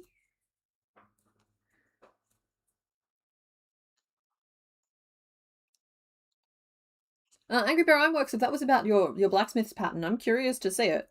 I am. I'm gonna have to. Yeah, it's one of those things where like I'll scroll back at the end of stream and I look through everything that I've missed. 1, 2, 3, 4, 5, 6, 7, 8, 9, 10, 21, 22, 23, 24. I actually find it fascinating to see how other crafts write their patterns and what kind of like skills and techniques and shaping methods that they bring in. Crochet is an additive type of sculpting where like you're building something, but honestly I find subtractive sculpting really interesting, where it's like clay and that sort of thing, where you're taking stuff away or shaping stuff that's already there. But in general, this is like multi-crafting. Cross-crafting is so, it's a really good way to get inspired within your own craft as well, like watching how other people approach the design process. And oh, I'm woofed that real bad. Yeah, watching how other people design and build their own stuff is a really good way to get inspired to try new stuff for yourself. I think that was the last time I did it right. 1, 2, 3, 4, 5, 6, 7, 8, 9, 10, 11, 12, 13, 14, 15, 16, 17, 18. Yeah, that makes sense. All right, let's try that again. I was accidentally doing the pattern for going from 12 to 18 stitches instead of the one going from 18 to 24. It's very rough. That doesn't really matter. You probably already know this. No? But like I didn't want you going further and being like, oh, why didn't anyone stop me? You currently have a very flat piece, which means a very large Pokemon at the moment. Yes. Excellent. Cool. Well, he has to be of a certain size and dignity. But thank you. I do appreciate you like.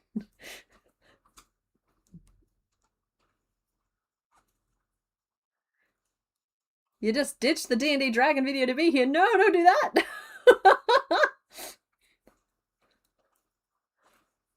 Actually, that's what I should do after stream. Normally, when stream is over, I give myself permission to take the afternoon off. Today, after stream, I think I need to get that written pattern done and up and out there.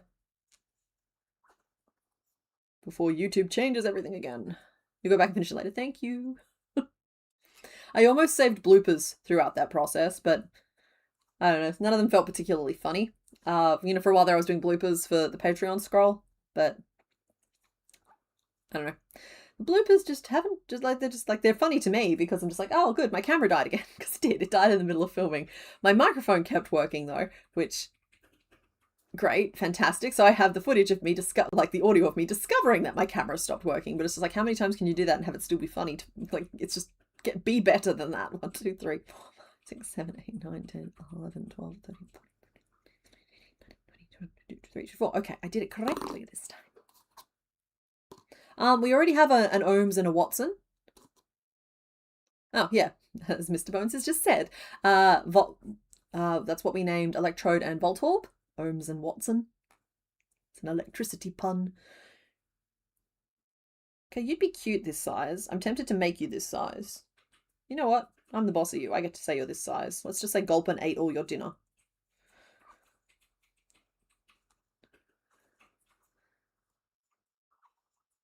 You might have suggested that one as well. I admit that I don't really keep track of who's suggested what.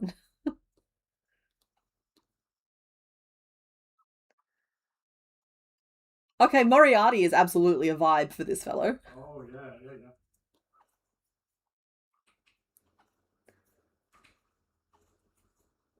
I'm also burdened with the knowledge that we have, what, 680 Pokemon to go?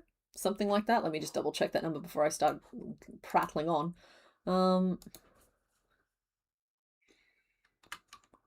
Do I have a remaining? Oh yeah, 671 Pokemon remaining, because I know about some that you don't know about. So 671 Pokemon remaining, which does actually mean that if I just decided to throw everything else away and just do this until it was out, I would potentially get through all of the remaining Pokemon before Wind and Waves came out. Now, that is dangerous information, partly because one cannot make their bread and butter just with Pokemon. You need other stuff, and also, my goodness, would I just be over it. I would potentially kill Pokemon for myself forever if I did that. But it's also just like one heck of a hook in terms of challenge content. If I really did want to niche on down, which I don't think I do. But if I did, with 671 Pokemon to go, 2 Pokemon per stream, if I streamed every day, or even just like made it a point to make 2 every day, we would be done within the year. And like some of them are just not that hard, and so then we get to the point where we're making 3 every day. We'd be done. If we did 3 per day, we'd be done within, what, 200 days? So yeah, we're only ever, like, it's one of those things where, like, we've made enough of a start that, like, suddenly that finishing line isn't as far away as it could be. We have, this is our 43rd of 135. I don't want to do that math, but I'm going to, because I'm trying to be a good example. Let's see, it's 62 plus 30, 92? Yeah, 92 Pokemon to go in this gen. If I just did 2 every day, we'd be done within just over a month. Yeah, that's dangerous. That's not good information to have. It's like once you've learned to bake, you're never more than half an hour away from a cake if you want to be. Like,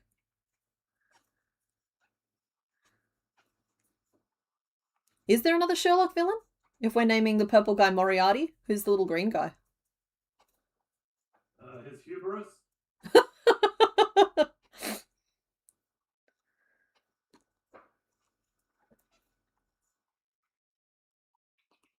You could name him Baskerville.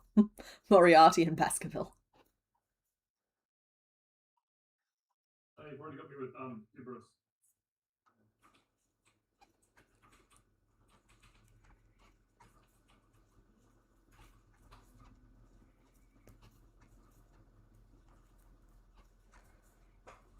Current name list: Baron Moustache, Mr. Noodle, Sir Argyle, and Dr. Hubris. Oh no, I thought the purple guy was going to be Moriarty. It can be, but we're looking for another villain. Sorry, honey, what you've done is confused me with your name list, because I thought that name list was for the purple guy, not the green guy. I like the name Dr. This Hubris. This is purple guy. Yeah, so purple guy is Moriarty. Not necessarily, because we haven't voted yet. Okay, that's true. Also, I was going to go for more Moriarty. Ah. Isn't it like? Oh, I'm just more. confused because I thought Dr. Hubris was another name for the little green guy. Oh no, I was going to go because you were saying another villain for Sherlock Holmes, and I said his hubris. And yeah. So I was like, actually, no, I really like the name Dr. Hubris. Okay. Reminds me of Hibernius Strange. I don't know what that is. Darren Shan books? I think it was... Oh, yeah, okay. I remember Darren Shan. Who was Hibernius? I think it was the guy who was running the circus. Cirque du Freak.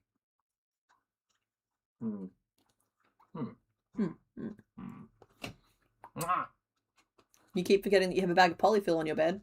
That's just a bag of stuffing. It's otherwise known as a pillow.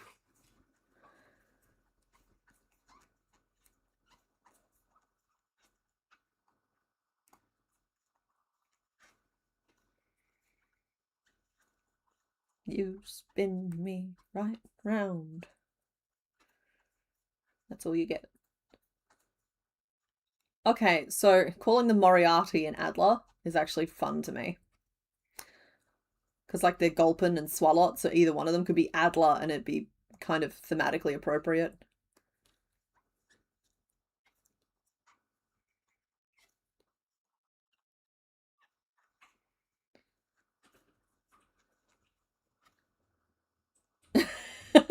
As far as you know, Adler didn't have a mustache. Oh, give her 10 years, mate. It comes for us all. Lestrade for Gulpin?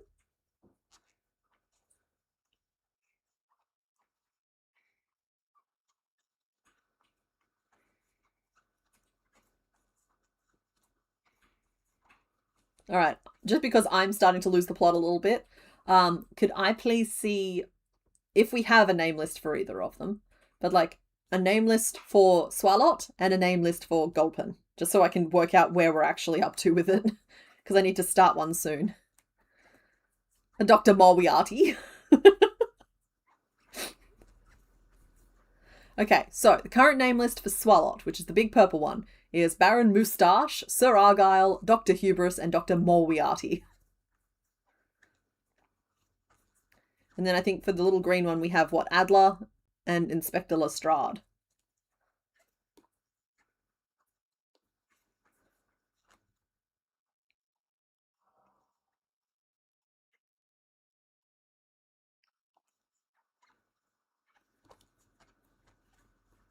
Does that just go around and around and around and around? One of them could be Indubitably. Indubitably the Gulpin, Indubitably the Swalot. Because he kind of looks like Indubitably.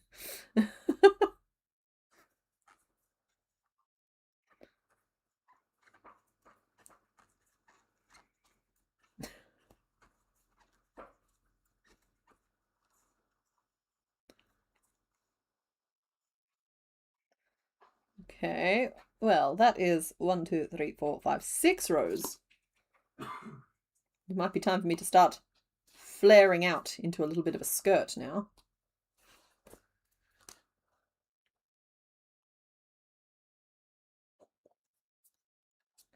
And we'll do that in 3s, so that's not too abrupt. So if we're 24 divided by 3 is 8, so can't split that evenly, so we'll go 7 and an increase.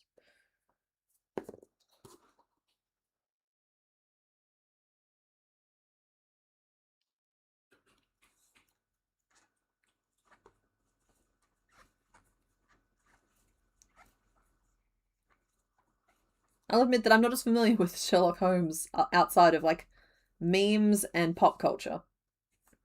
I've seen the Robbie Downey Jr. version. I've seen Elementary, 2, 3, 4, 5, 6. I've seen a big chunk of the Benedict Cumberbatch one, but I don't consider myself to know much about it unless I've actually read the source material, and in this case I have not. It's kind of like if you've seen pretty much any movie in the last 50 years, you probably know more about Shakespeare than you think you do, but it's perfectly legitimate to not feel like you know anything about Shakespeare unless you've read his plays.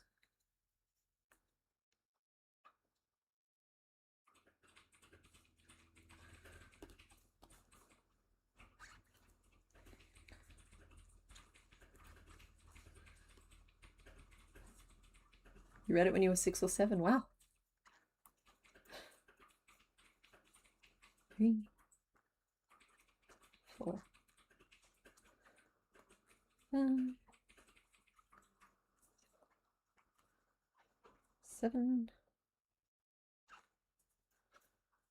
Keep discovering the awesome quotes you've memorized from movies actually originate from Shakespeare. Hell is empty, all the devils are here.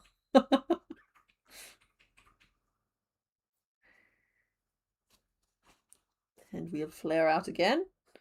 We're about to hit 30. We're going to be 30 around.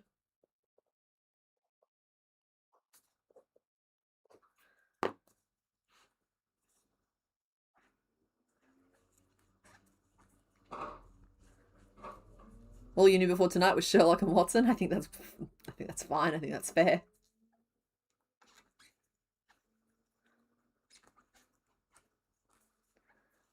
You didn't. Nobody expects Hamlet, but it's Hamlet played out by kitty cats. Murderous, murderous kitty cats. That is the Lion King, described poorly. But even stuff like 10 Things I Hate About You, being Taming of the Shrew. There was a couple of them done based on things like Midsummer Night's Dream. And like She's the Man, I think it's 12th Night. Like there's a lot. There's a lot.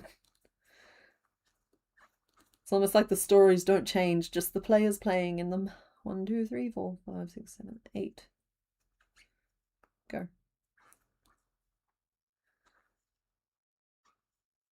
I read A Midsummer Night's Dream in high school. It's good fun.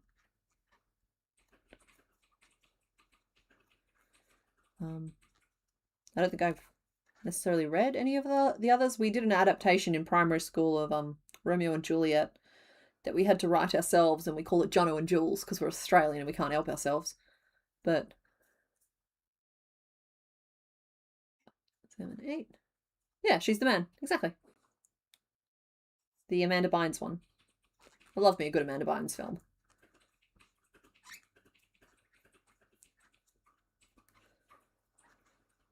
Yeah, the early 2000s modern Shakespeare trend. Yeah, back then they didn't need to do... Everything didn't need to be a reboot or a book adaptation because they were just fishing over and over in the Shakespeare pond, and who can blame them? You've seen The Great Mouse Detective. Okay, I reckon that counts. I have also seen Basil the Great Mouse Detective. It's actually part of my Disney collection. I've got them on DVD because physical media. But I haven't seen it since I was very small. I just happened to have it. Did I know that a single spaghetti is called a spaghetto? Gallimimus, first of all, I love your name. Second of all, that is a very fun fact.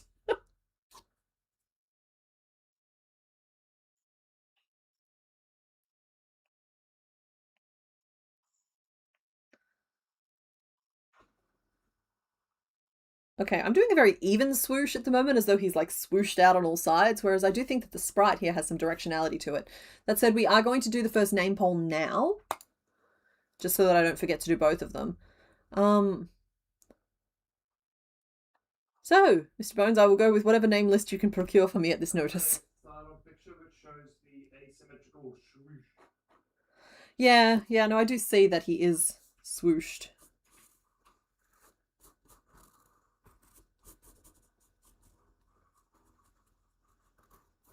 I'm wondering, I'm probably just being lazy. Okay, Baron Moustache. We have Saragal.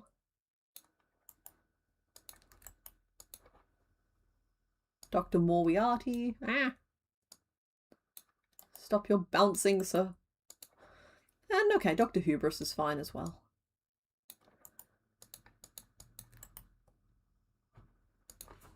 We are naming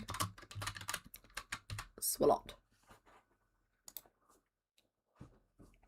We can name Gulpin Spaghetto.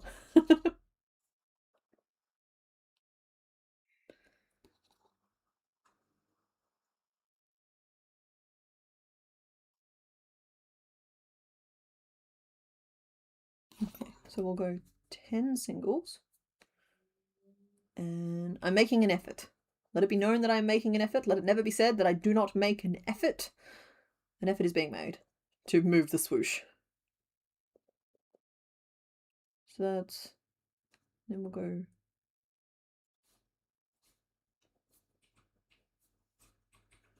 10, 11, 12, 13, 14, 15, 16, 17, 18, 19, then 11. One swoosh attempt coming right up.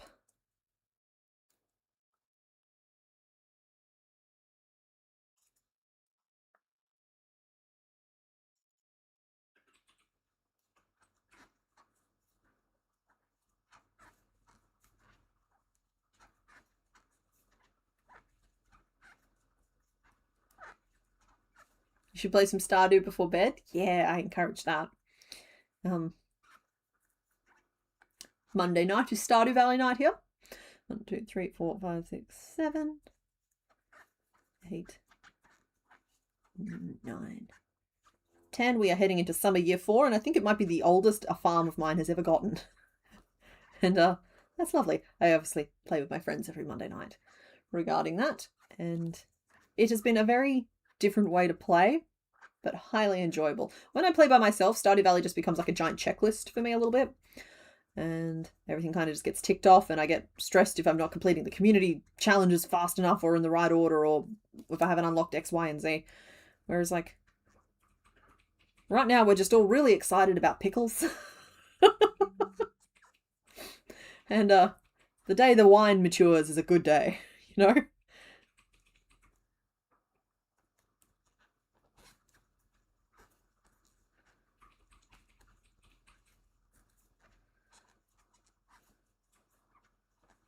You're doing the key quests right now. You're on Fall of Year 2. Nice. Excellent.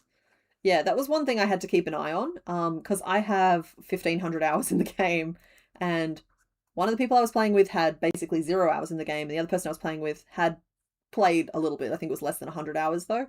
And so, like, I, unfortunately, can be the wiki at times, and I don't know how well I did in trying to keep a handle on that, but... because you also don't want to, like, manipulate the experience of other people. Anyway, I did my best, and they're still playing with me, so I can't have done too badly. It's hard when you already know all of the answers to all of the riddles, to not just say, just go here and then do this and then do that.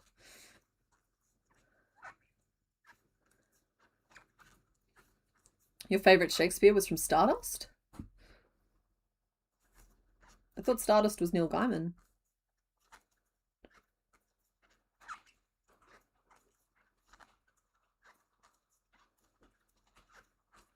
In Stardust, the captain Yeah? calls himself Captain Shakespeare. Oh. Because it's a very intimidating name. Oh, okay. Yes. I see. Mm. Okay.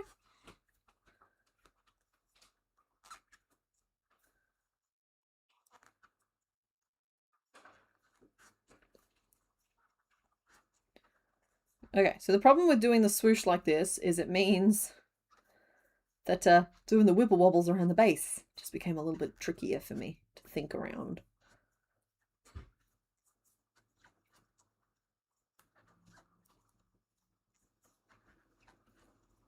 You loved King Lear? I don't know if I've engaged much with King Lear. Like, a lot of... I mean, I've mentioned the plays that I've heard of and or...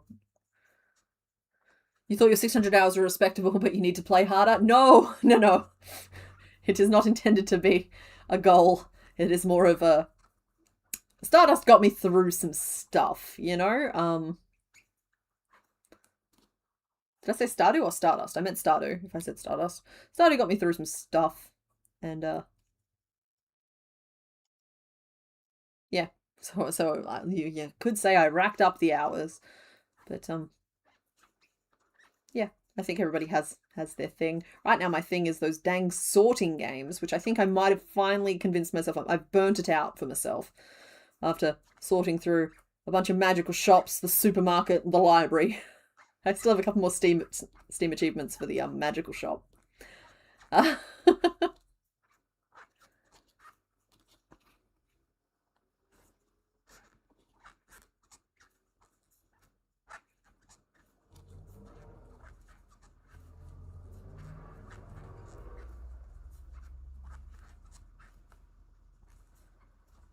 3 rows isn't too bad, Fiara. And like, I understand that they might be really massive rows, but 3 rows isn't so bad. Is it a small enough error that you can just like chuck an increase or a decrease in and keep going?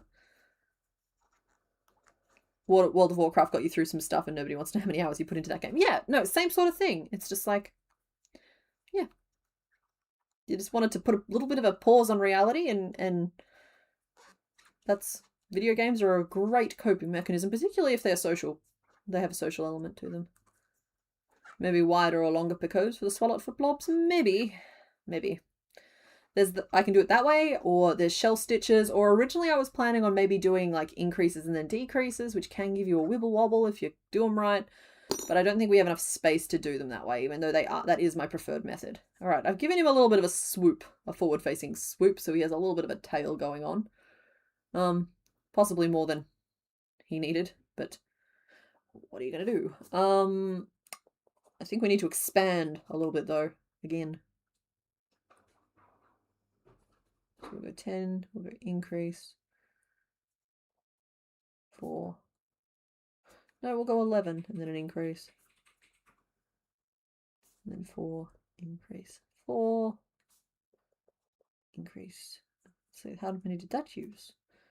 19, 20, 21, 22, and then we have 8. What? No. 9, 10, 11. 11! To get us up to 36. Very close vote. All right, well, I'll leave it open for a little while longer. Faith, Shelves and Sorcery is the magic shop one I'm talking about. I have already completed all 3 modes in their regular modes. I am working on a timed mode for the medium difficulty now. I've done the no magic mode on all 3 of them. Which apparently only like at the time only 0.6% of all players had completed the no magic mode on the on like the hard one, but like I beelined for it. That's the good stuff. So I only have like I think Archmage mode and timed mode to go on 2 of the different things. Will you want wedges in about 20 minutes? No, thank you. Okay. If I was eating wedges in 20 minutes, would you like some? No, thank you. Okay.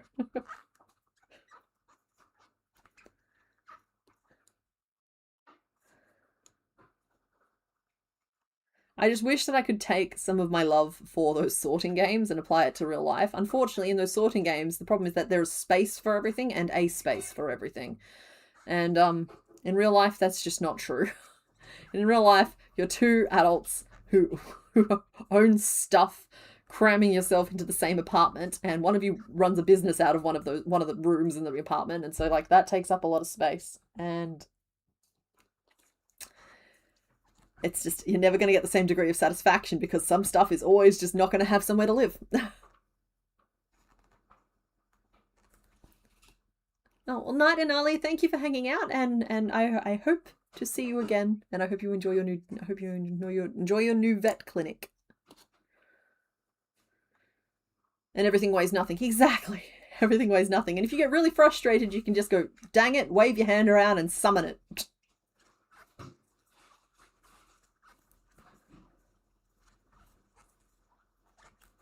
You saw another streamer play it and you were like, for CK. Exactly, yeah. They all came out at the same time. I will say, in order of... It's weird because I like them in different ways, but I do think that the supermarket one is the best, not because of vibes or aesthetic, which it actually scores quite lowly for in terms of that. It just has this really great clicky noise when you finish off a shelf that I have a Pavlovian response to. Then I actually like the sorcery shop better than the library. The library was the first one I played, but I just find playing it a little bit, I don't know. It's just the way of like picking things up and dropping things off that it's easier to do in the sorcerer one. Also, I like that the sorcerer one has like leaderboards and timed mode and no magic mode and those sorts of things, which make it easier to get the Steam achievements instead of having to just like try really hard not to accidentally hit a button. Less cool wildlife, but normal human hours. Normal human hours will do wonders. Even us night owls appreciate the fact that it's hard to be up at night every single night, so.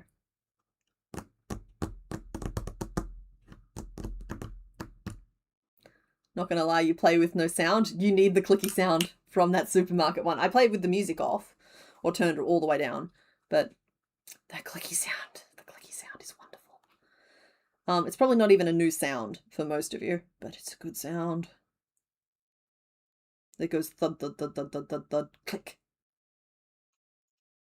I sound like a crazy person. Mr. Bones, you need to come in here and stop me sounding like a crazy person as I talk about clicky sounds. If you were concerned, I cannot hear the air fryer through the string. No, I wasn't concerned. Yeah. But good to know. Very good to know, because I think the oven timer is loud enough that we hear it. Let's see, with 36 stitches around, and I need to make 12 bloops, which gives me 3 stitches per bloop.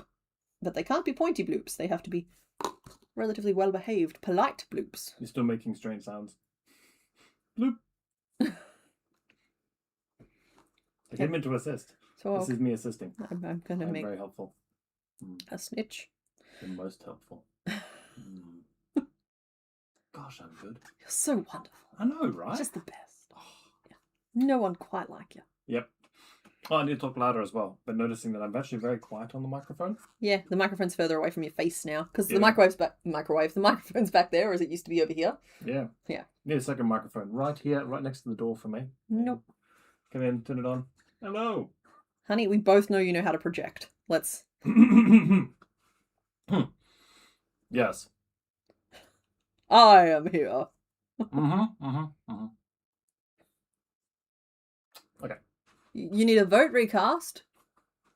Why? Breaking news, CK is clicker trained. You think the name's been selected? Okay, I will close the vote.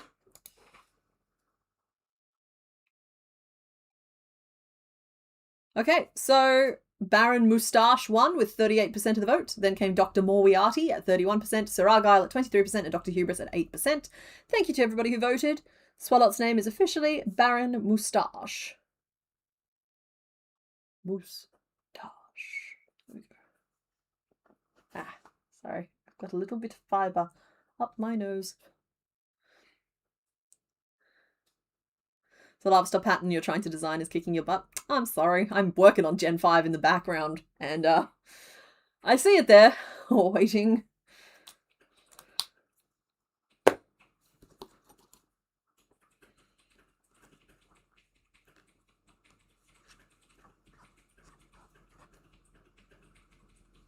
think doubles are 2, Floopy.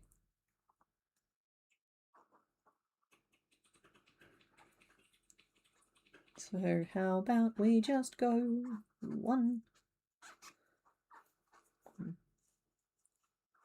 2, 3,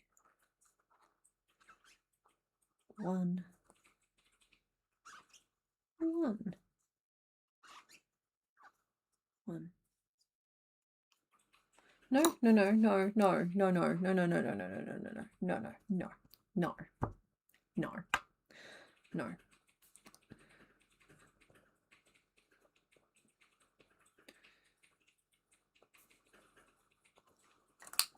No.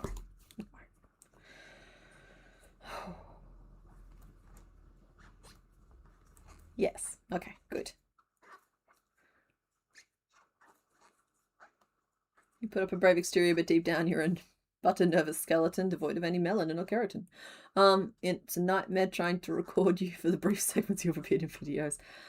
Yeah, that's a partial truth.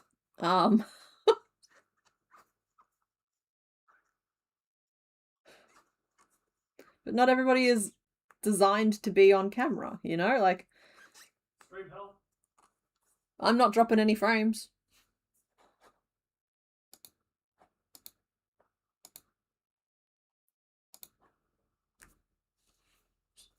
We're excellent. Got 109 people watching. Hey, everybody. Yeah, I got no issues showing up. I forgot that I had a chat button over there. Okay. We are now naming Gulpin.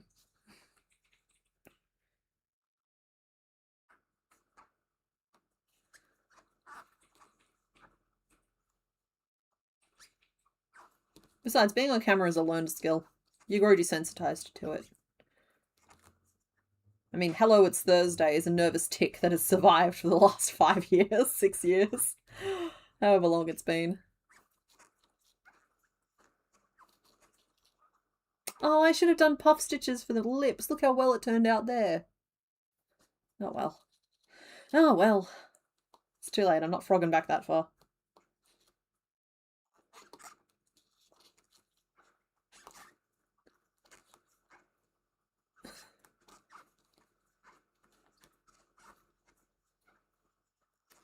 Okay, so keep in mind that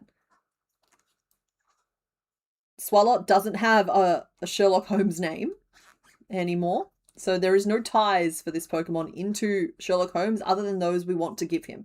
So that's just my way of saying I don't mind if you guys still want to stick with like Adler or any of the others that were pitched. That's fine. I'm even fine to like have the Moriarty in the mix. All good. But there is no longer like a reason to yet. We'd have to establish a reason to. Spaghetto Mawanawa. Okay, that was really cute though.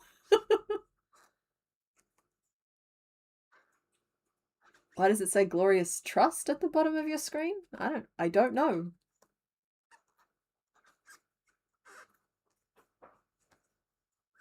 You have to have Bunny Badger take some pictures of you at your forge for your website, and the stress of putting yourself on the web has been keeping you up at night. Oh, I'm sorry. It's one of the first things that I kind of had to really like think on and conclude and come up with how I felt about it, because it was like, in planning on putting myself out there on the internet, I had to make the decision of whether or not I was going to like be faceless or if I was going to do this. And I decided that for me, the right answer was no, if we're doing this, let's give it a proper go and chuck our faces on it. And if it goes terribly, well, at least that means no one saw. But no, I quickly concluded that I wasn't embarrassed about giving a proper go to a thing, and so therefore it's not embarrassing.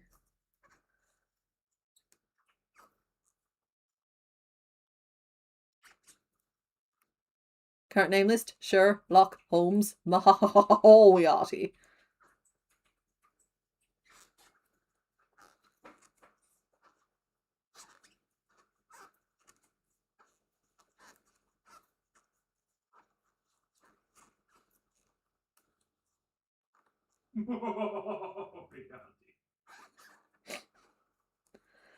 Okay. We've got our little ripply ruffly skirt. I can go around and like stitch the two loops together to close, give that a finer edge rather than the chunkiness that it is. But I left the back loops free. Guess what I'm going to do to the back loops now? We're just going to work 12 single crochet 3 togethers around, because rather than using just regular decreases that should dome it slightly, we want it to be really flat. So it's going to pull it all the way in. You could say that we're cinching it. No one likes a waist over 9 inches. There we go.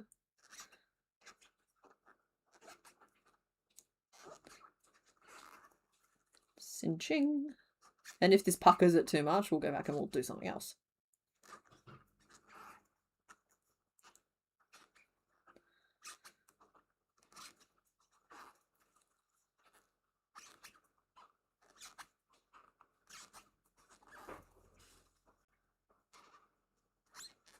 Problem is that your info, including all your pictures that are in the official database, were stolen back when the VA had their breach, so you're already out there in the worst way. Oh, I'm sorry to hear that. That sucks. I admit that if this wasn't what I very luckily, and I'm grateful for the chance to do it, if this wasn't what I did for a living, I would definitely have just abandoned all social media and tried to like cleanse my presence off the internet by now. I don't use it really for anything personal anymore.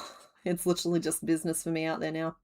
But I had to have my name out there for a variety of reasons, and so when it came time to do the YouTube channel, there was no reason not to. That said, everyone's very respectful over the fact that I don't like my real name, and I don't like it being used, and I feel weird when I hear it. So y'all are real good about calling me CK, which isn't a nickname I chose for myself, but definitely feels like a comfy pair of slippers, you know? Feels like a name I earned.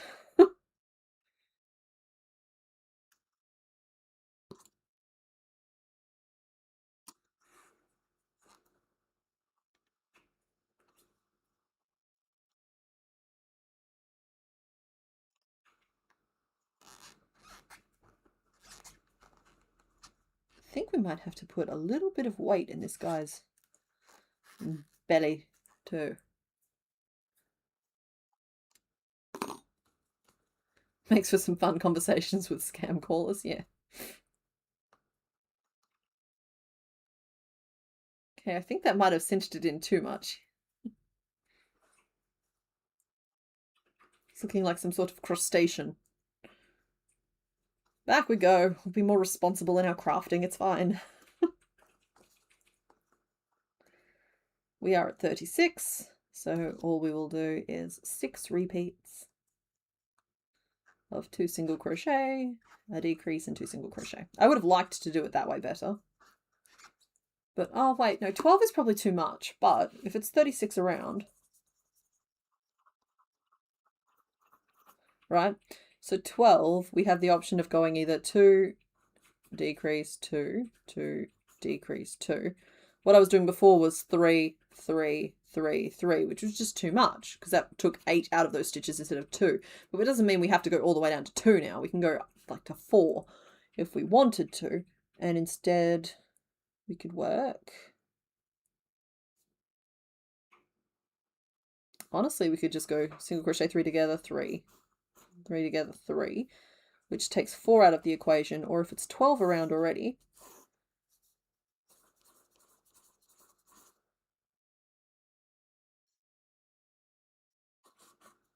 yeah, just 1 and then a decrease. Just 3 times 12, so it is still 12. But we'll end up with, instead of 12 stitches, we'll end up with 24. Which is better. It is better. Okay. Sorry. I think I just vomited a bunch of numbers at you guys.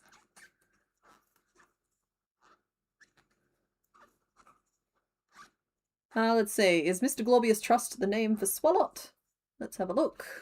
I saw that Jelly Belly was just added. Mr. Glorbius Trust is on the list, yeah.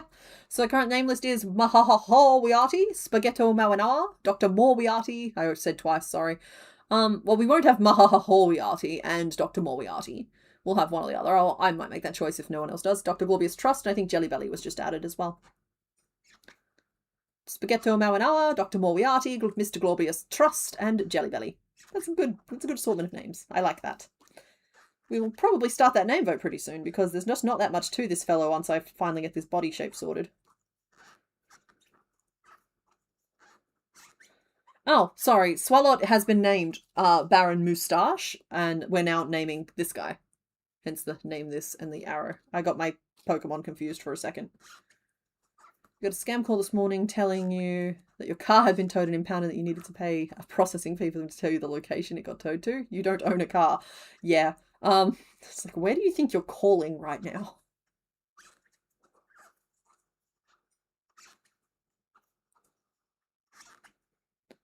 There are scummy, scummy people out there. And unfortunately, a lot of them have managed to form into companies. And they continue to be scummy, scummy people. We are currently naming the green Gulpin. That is correct.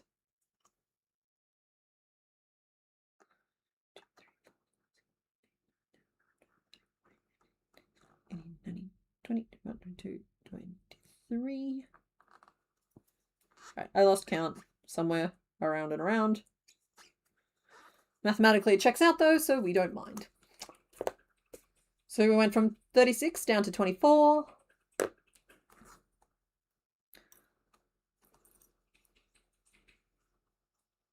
That is slightly better. There's always going to be a little bit of a ridge when you do it this way. But I suppose I could sew the back loop to the body. That actually works and gives us a fine loop anyway. Seriously, there is no end to the ridiculousness that I will engage with given half the chance. Well, we're calling to inform you of your extended warranty. Yeah, that's not my car. Also, the FBI knows you have my info and is looking for you actively. I'd suggest you run. Oh, no.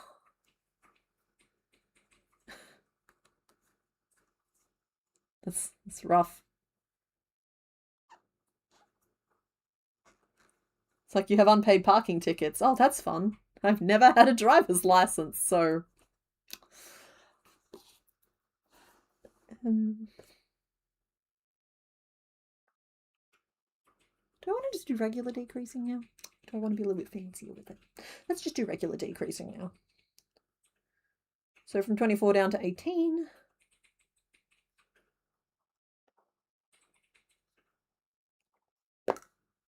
Sorry. 1, 2, 3, 4, 5, 6, 7, 8, 9, 10, 11, 12, 15, 16, 17, 18, 19, 22, 22, 23, 24. There we are.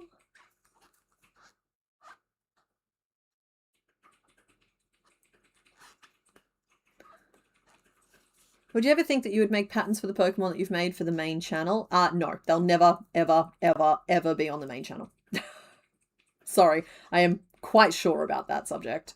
I used to have 5 or 6 of them up on the main channel because I was foolish and I did not know what I knew now. So those videos have been removed and they will not be coming back. Yeah, there's too much chance that I will lose everything that I have built, everything I've worked for, by having them exist out in that form. And it's not worth it. Which sucks because I am very much about sharing my stuff with folks, but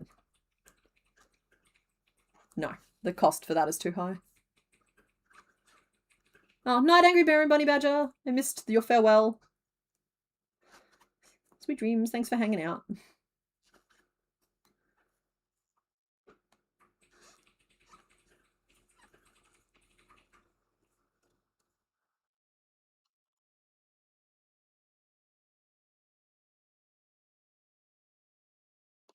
Okay, let's get some stuffing up in you.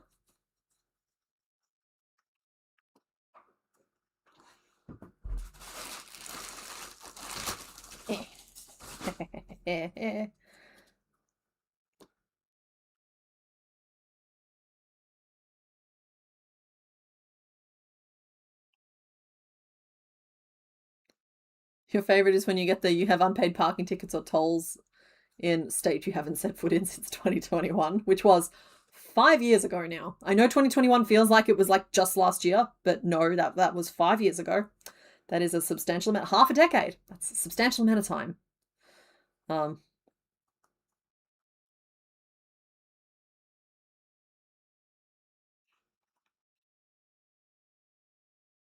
like, oh, there's one guy. Kit Boga, thank you. I was almost there. Yeah, I've seen a bunch of Kit Boga and he has some fun with it.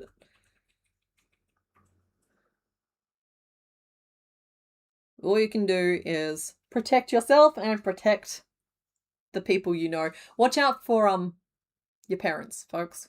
Watch out for your parents and for your grandparents. They are vulnerable to those kinds of scams. Whereas, like, it's one of those things where anyone under a certain age is a little less vulnerable to that thing. But when you start adding up, like, loneliness and not understanding the systems and not understanding how people do actually communicate in the modern era, those things leave older generations really vulnerable to these scammers. They are only still scamming because they're making money from someone. Look out for the people in your life. Be their IT support. Be the phone call that they make when they receive a phone call that scares them like that.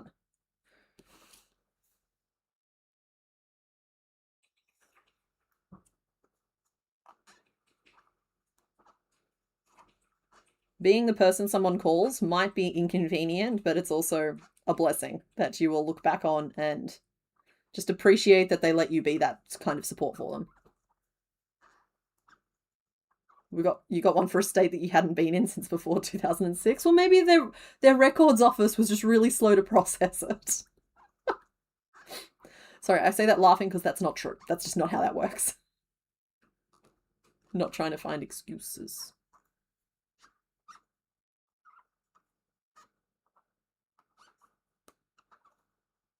What does Happy Time Zone mean? Happy Time Zone started because it used to take us 20 minutes to say hello to everybody, because I would start with good morning because it's morning where I am, and then somebody would say it's night where I am, so I'd say, okay, well then good evening, or good night, and it just sort of, it turned, and then somebody else would be like, oh, it's this time, my time, and we'd have to greet them as well. And so Happy Time Zone just means that no matter where you are in the world, hello. Happy whatever time it is there. Wherever you happen to be, we've cracked this problem. We've solved the issue of streaming across multiple time zones. It's like, and the answer is happy time zone, everybody. It was originally time zone in square brackets, as in like insert your own thingo. Yeah. Yeah. I need eyeball. Eyeball. Eyeball. Your ball. Wee ball. Just a couple of little pebbles for him. You get scam calls for tolls and tickets in New Jersey, a state you've never been in. Yeah.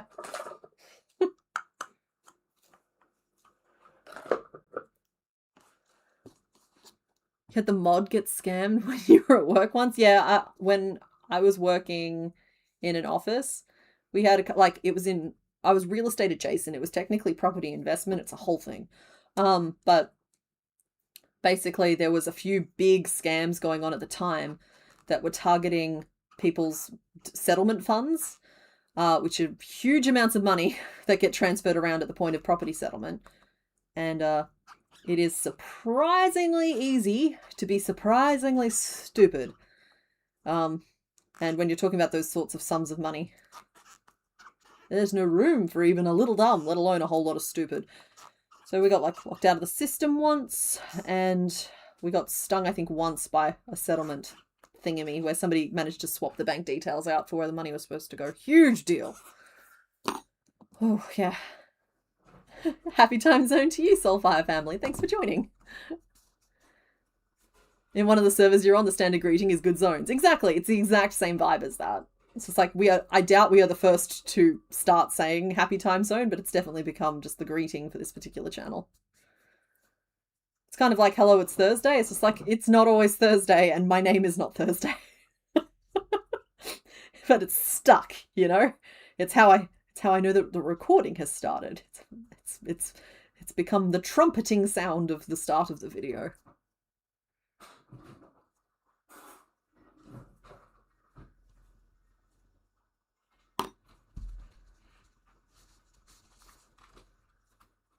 That's a good way to do it, Knitted Zebra. Just don't answer the call if you don't recognise the number. I love there's not enough room for a little dumb, let alone a whole lot of stupid.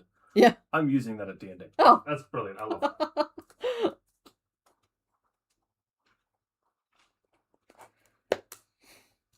I made that up. On the fly, just then. So yeah, with this, I'll either sew the two loops together to give us an edge, or I'll sew the I think it's technically the back loop to the body, which should give us a nice little slope and not give us this little ridge. So there is our bodacious bod. I managed to give him a swish outwards at the front and a slight sloop to the back. He's a little shorter than I was originally planning. But they look like they're ready for a night out on the town. So I almost said, hey, let's make the top hat next. That seems like the next most important piece. But he doesn't get a top hat. What he gets is a couple of pouty lips. So let's whip up some pouty lips. Am I just doing magic ring blobs? I was going to do bobble stitches, but I think I might do magic ring blobs. I'll have more control over the shaping that way. You have an app which detect whether it's a normal or scam call. Scam call sends a warning to you. Good. I saw this for the first time the other day, but when I was getting a phone call from a number, it came through labeled as possible scam. It's I don't know if any of you have listened to Dungeons and Daddies. Highly recommend. Very good podcast. But it's scam likely.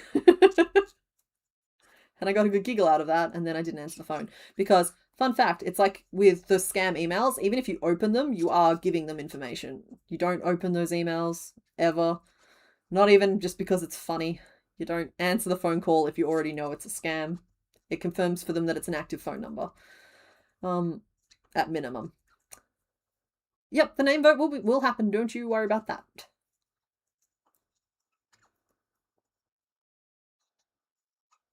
He's a wee little gentleman. He is a wee little gentleman. I won't deny that. It's kind of like even Togepi doesn't get to have his axe most of the time. Your dad's boss once clicked on a phishing link and leaked the private information of everyone who had booked a room in the hotel he worked at for the past 3 years. Ooh, that's a whole lot of dumb. You know that whole lot of dumb thing I was saying? That's a good example of a whole lot of dumb. Just like people in certain positions don't have the luxury of that. They are required to be better than that. I wish I could find the rest of my pins. Yeah, right. I've got like 3 dozen Pokemon I haven't finished. That's where they all are. Because like I have plenty of pins, but I'm very particular. I like to have the right colours for the right bits. So I'll use orange for the eyes for now, even though they should be red. I can only find 1 red pin, and that, yeah, you're wrong if you think that's not bothering me. So we'll do that, and then I'll just pin this on using some other colours. They'll pucker their lips like this. Oh, Ben32, I can see it was over an hour ago now, but if you happen to still be here, I am appreciating your Slay the Spire reference regarding Swalot. You answered the phone at work one day and had someone try to sell you life insurance. They hung up pretty fast when I asked if they realised they had called a business. Yeah.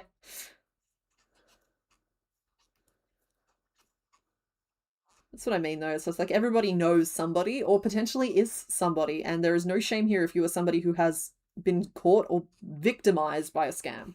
All right? That's not what this whole conversation... We're laughing, we're having a little bit of fun, but like... Yeah. If you've been caught by one of these, please don't be embarrassed. Just, they are designed to fool you. They are designed to trick you. 5, 6.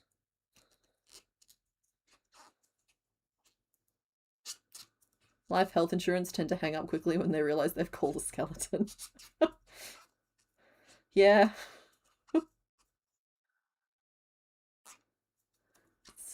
It's not the only IT F up that said boss committed, but it was definitely the worst. Well, it has the widest impact.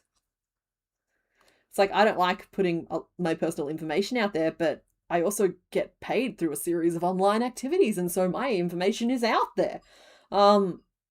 It makes me a little uncomfy, but it also keeps a roof over my head and buys me groceries, and so you know what? We make our peace with it. And it is what it is. I don't like the whole, like, you have to scan photo ID into all sorts of databases to access basic things. Just when you hear about every data breach, and the websites themselves don't often work very well, but hey, you want to be able to X, Y, and Z, right? Having to do extra training would make me learn so darn fast. What? At your job, the company sends out fake phishing emails to check if employees will report it through the proper channels. If you accidentally click on it, you get made to do extra training. Actually, I remember our IT company doing that as well. But only the CEO clicked on the link. I think that's that's the hazard of memory. If the person happens to ever encounter this, my apologies if that is not what happened. But that's how I remember it. Okay, blobby McStuffins. What else? You need some little twirly whirly noodles. Let's get you some noodles. Remember that your mother lost $100 from her account through scam, and when she checked her account, she heard another person lost 4K of their money due to a scam. Yeah, I've had my like credit card details stolen before, but I don't have a credit card. I mean, it's a debit card details, but I am very careful to not leave money on that card, and so like the thing you have to watch out for is the ones that do it via like microtransactions, like $1 or $2 consistently.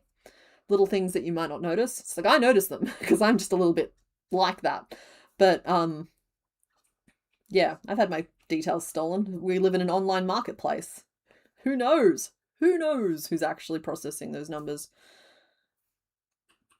1, 2, 3. These days, though, there are so many things you can do immediately, like immediately open your banking app. You can freeze your card straight away. And then, like, even if you've lost your card, you can freeze it and then unfreeze it if you find it. But, yeah. Yeah. 1, 2, 3. I barely even hear boss music anymore, if I'm honest, regarding getting a card stolen or whatever. I never keep money on it, and the bank's real good. They have insurance for that. They're about returning the funds. At least my bank is. Your husband's workplace sends out emails that look like phishing emails that get mad nobody clicks on. Well, yeah, it's no fun for them if nobody clicks on them. They've got a whole plan in place.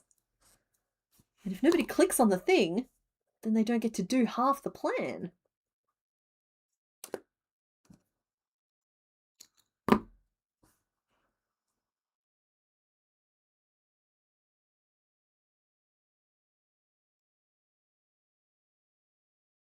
Sorry, my fairness gene is kicking in at the moment, and I feel the need to state that like one of the people who did get caught by a scam at the office, it was because the email looked like it had come from the boss's boss's boss, the guy who owned the place's email, and no real names here, but like for example, if the name was Michael spelt Michael, then the email had just been spelled Micheal. Like such a small, it's that kind of like tiny little change that caught it. But folks know what they're doing out there, man. Like they want you what you've got, and they hate you. Brothers Company also does fake phishing emails, and the only person to click it was the CFO. Yeah, I'm telling you, it's always the guys, it's always the execs, always.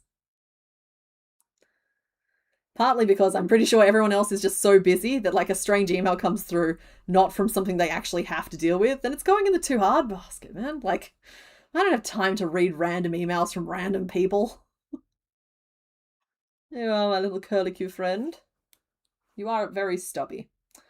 And that moustache is not the most slender, delightful moustache, but it's got a little curl to it. I think it's cute.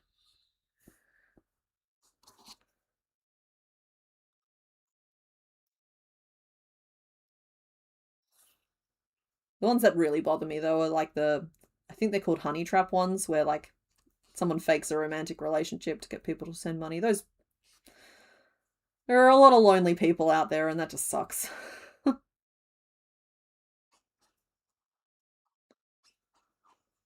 5, 6, 8. I'm sure you'll forgive him his slightly stubby stature and his chunkier than usual noodles. 1, 2, 3, 4, 5, 6, 9. They are more fettuccine than angel hair. 10. That's 10. That's 10. My brother joked that he didn't click it because he doesn't open his email. Yeah, that's what I mean. It's just like, yeah, it's the execs that do it because it's the execs that are just like bored and looking for something to do. Everybody else is too dang busy.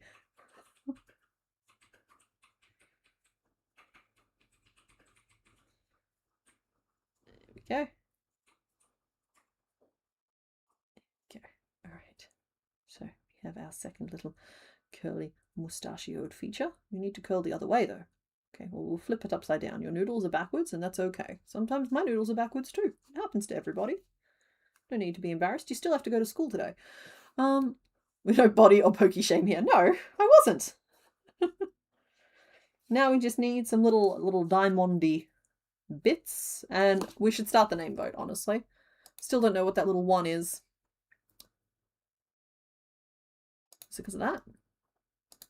That didn't clear it. All right, I'm clicking on something right now. I'm hoping that makes it go away.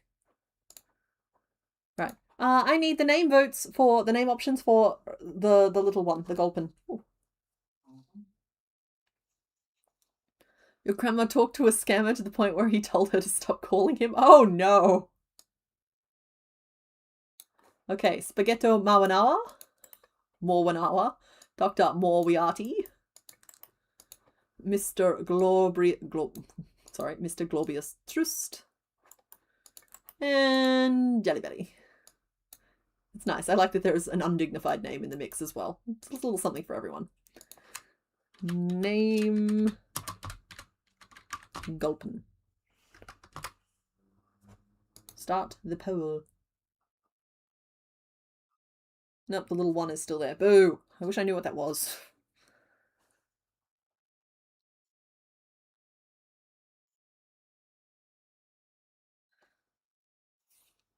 I think I'm just going to do them as little squares. 1, 2, 3.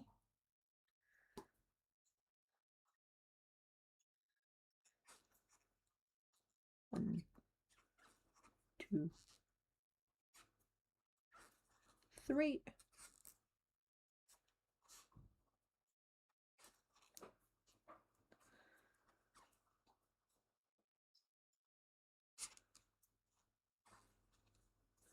Yeah, Kit Boger is one of the ones who, like, basically the longer the attitude is the longer you can keep the scammer talking, the for every minute they spend talking to someone who knows what's up, it's one less minute they're spending actually potentially finding victims and vulnerable people. So I'm all for it. I don't think it's kind to do that to legitimate businesses. But in terms of scammers, I'll make an exception. Waste their time. Just don't give any information away about yourself either. Even things like mobile numbers and stuff can lead to worse things.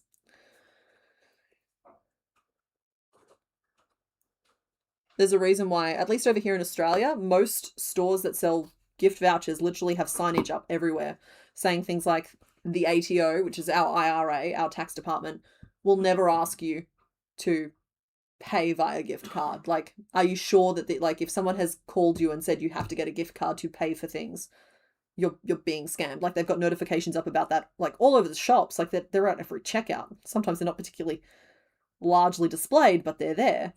And like, that's how big of an issue this is that they have to, like, these shops are doing their best to try and catch people before they buy the gift cards. Shine bright like a diamond. Oh, sorry. This stream has been mostly a kind of dark subject matter, but I hope you're all having a good time chipping away at your WIPs. And making some progress on them today, getting a little bit of sewing done. I'm trying to decide what I'm going to do this afternoon. Honestly, I'm going to take a nap. I was up really late last night with that video, which I hope is doing well. But I think it's sometimes the kindest thing you can do for yourself is to take a rest, and sometimes the kindest thing you can do for yourself is doubling down and getting some stuff off your to-do list. So I'm thinking I might just do paperwork this afternoon, as boring as that sounds. Like, finish up the Gen 2 patterns, get them all typed up and sent out, would just immediately take a little bit of a load off my mind. And then we've already finished Lotad, and we've finished somebody else as well. Love Disc is close to being finished, but not quite there yet. Turning. Is Lotad really the only Gen 3 Pokemon we've finished since we started doing them? Because that's a little embarrassing. But we're pretty close to finishing Love Disc. Love Disc has all of its pieces. Walma, all of its pieces just need sewing. So a little bit of sewing, a little bit of typing. And we could head into Monday with a pretty fresh and clean slate, which sounds pretty good to me right now. Guess it's going to depend on how good of a nap I get. Used to work at a servo, where, oh, sorry, Mr. Bones, I knew that. Whenever you sold vouchers, you'd always stop them and check. Yeah, well, particularly as you were working night shift at the servo, which is like prime time for that sort of thing. Yeah, you have signs saying that customers must be there physically to buy gift cards. Good.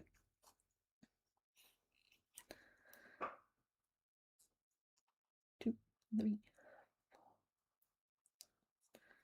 I'm just making a bunch of little black squares. The store you used to work at made cashiers stop and ask the customer what they were buying the gift cards for, and tell them anyone telling them they needed to pay with them over the phone was a scammer. Yeah, point blank. That's just how that works. Yeah.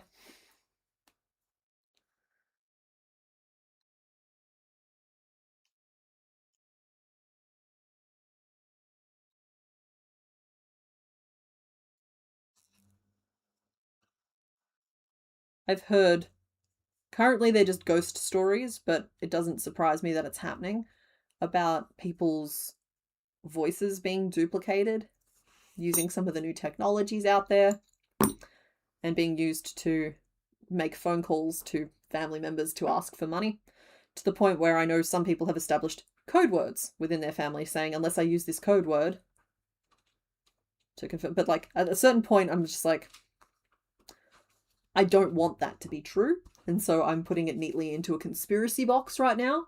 But certainly isn't that far. Like, that isn't next year in terms of technology. That is kind of last week in terms of technology.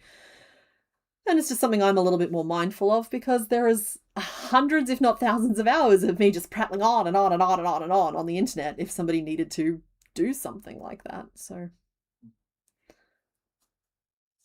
it was a sort of a more lighter note. Okay, yeah, good. Please dig us out of this hole. It's still an AI. Oh. With the AI scam calls, Okay.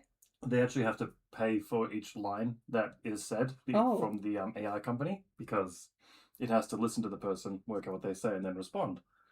Kit Boger's been doing one where he's showing how to basically ask for very complicated things and change the way that the AI has to talk, which makes it more and more expensive whenever they respond to you.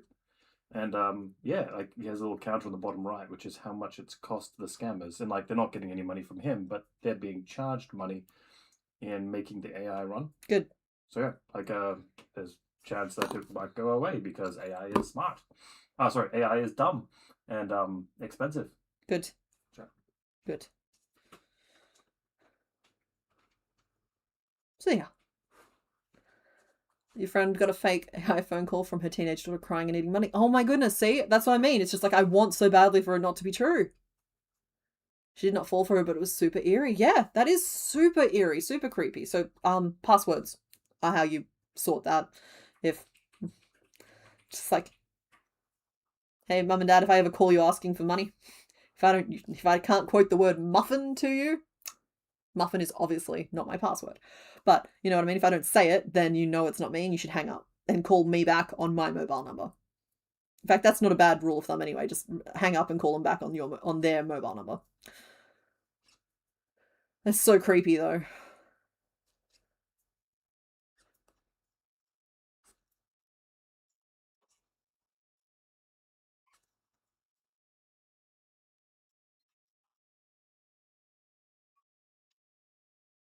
Here we go. Sorry, I've nearly made all 5 diamonds. I wasn't planning on making all of them. I haven't made his hands yet though. Which are...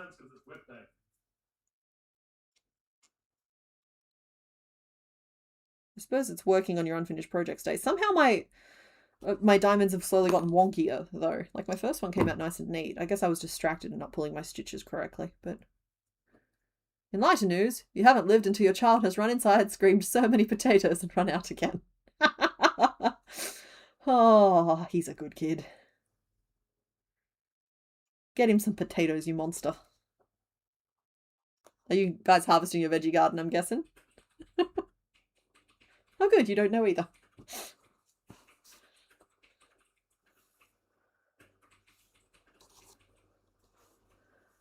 Your grandma got one of the voice mimic calls claiming to be your dad a few months ago. The only reason your grandma didn't fall for it is because your dad was there with her. Oh, see, that's what I mean about look out for the vulnerable people in your family. I'm so sorry we keep getting dragged back into the dark subject. Yeah. Look out for the folks in your life. They need it. Harvest, yeah. Okay, cool. Well, potatoes are great. They freeze well. Second, I have room in a house or a domicile or a garage or anywhere for a chest freezer. I am going to become so food preppy. My goodness, just like prepping the potatoes, and we do our own custom spice mixes here, and just all the food prep all the time. It's gonna be great. It's gonna be great. Freezer full of delicious things. Homemade delicious things. Name vote has a clear winner. Okay, I'll close off the name vote. I was leaving it as long as possible. Okay, so Gulpin, after waiting very patiently for a very long time, has been named Jelly Belly. With 55% of the vote. Second was Spaghetto Morwanawa at 25%. Then came Dr. Moriarty at 14%. And then Mr. Glorious Trust at just 6%. So thank you to everybody who voted. I'm going to make one little hand and then we are going to just finish up here. We're a little short stream-wise today, but I wasn't joking when I said I really need a nap. But y'all could go watch that the Patchwork Dragon video if you wanted to. It's out. It's available now. I so rarely spruik anything, in my opinion anyway, that you should go and make a Patchwork Dragon. He's made mostly in one piece, and then you just make a surprising number of pieces and attach them to him. So it's a great way to spend 2 hours. You can hang out for 2 more hours. You liked Moriarty, but I respect the Jelly Belly. Agreed. 5 and 6. Okay, so that's the middle finger. He's flipping us off. Oh no! How do I want to do the little side fingers? I don't want to really do 3 little blobs. I think what I'll do is we'll just trick it a little bit. We'll do like a little, I don't want to do anything too fancy. Maybe just a little 3DC cluster on either side. Changes the texture for just that one stitch, which is not my favorite thing. But makes the right shape really nicely. Let's just zoom this all in a little bit.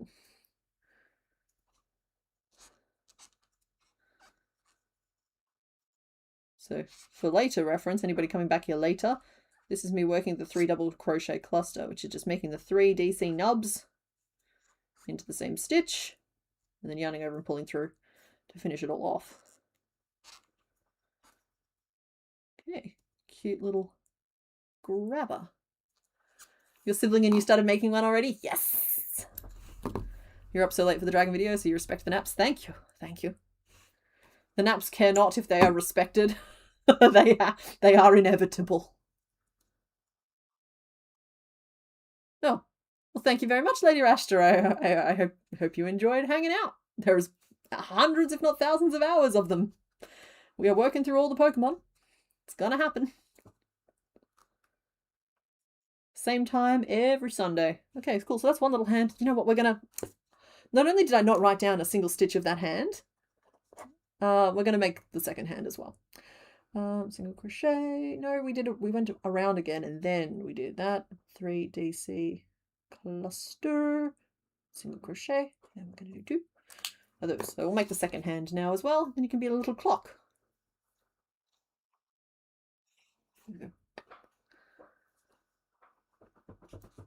we go. So that's just me giving you guys a nice long off ramp so you know that the stream is winding down and I will get all of my sewing done. Maybe at the end, after I reveal the other options for today, I'll show you all the ones that we have currently in the to-do queue. So my goodness, it is starting to get embarrassing. 1, 2, 3, 4, 5, 6. And the only way that embarrassment can have any impact on me is if I shame myself publicly with it. And that requires a public. Hello, public. There we go. 1, 2, 3, 4, 5, 6. My on camera. We're doing our best. I just need one. I kind of need a third eye the way iguanas have third eyes. Like, you know, they've got like that little light sensor in the middle of their forehead that can tell when a shadow passes over them. I kind of need one of those sticking out the side of my head so I can just like monitor if there's still movement happening on that screen. If there's movement on that screen, my hands are in the right spot. If there's not movement on that screen, my hands are not in the right spot. And so I would solve that by using a third eye and not by just moving the screen around a little bit so I could watch it more carefully. Yeah, third eye is definitely the only answer to that problem.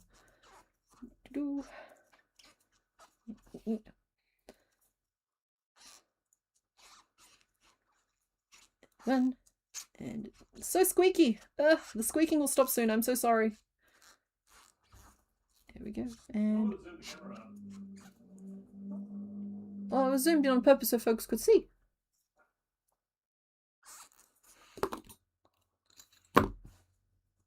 There we go. And there we go. Okay. 3 little fingery grabbers for the other side. Oh my goodness. His little hands are up like this, like, ooh.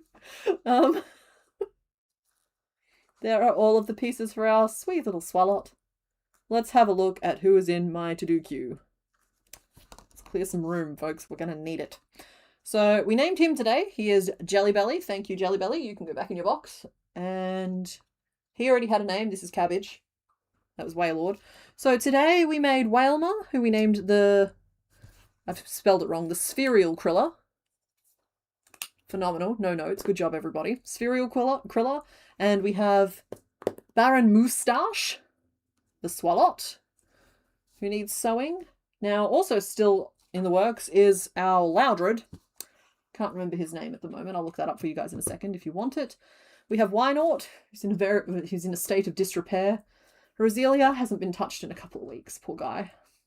We have Valentuna. That's a name that sticks with you. The Love Disc. And we have Breloom. Still. Oh, hey, there's my other pincushion. And who are you? Oh, of course. And we started Zangoose as well. Because of course we did. We thought we'd just start one more instead of finishing off one of the others. I found my other pin cushion with all my other pins on it. Yeah. So that is the assortment of who I need to get finished. Anyone who's not currently on the screen, but you know we've worked on him in the last few weeks, that just means that they're done waiting for their photos or for the typing to happen. So progress is being made slowly. It's just we're back up to 7 or 8 of them that need sewing. Oh, I need another set of hands. Let's do a little wrap up, shall we? These were the other 2 options for today.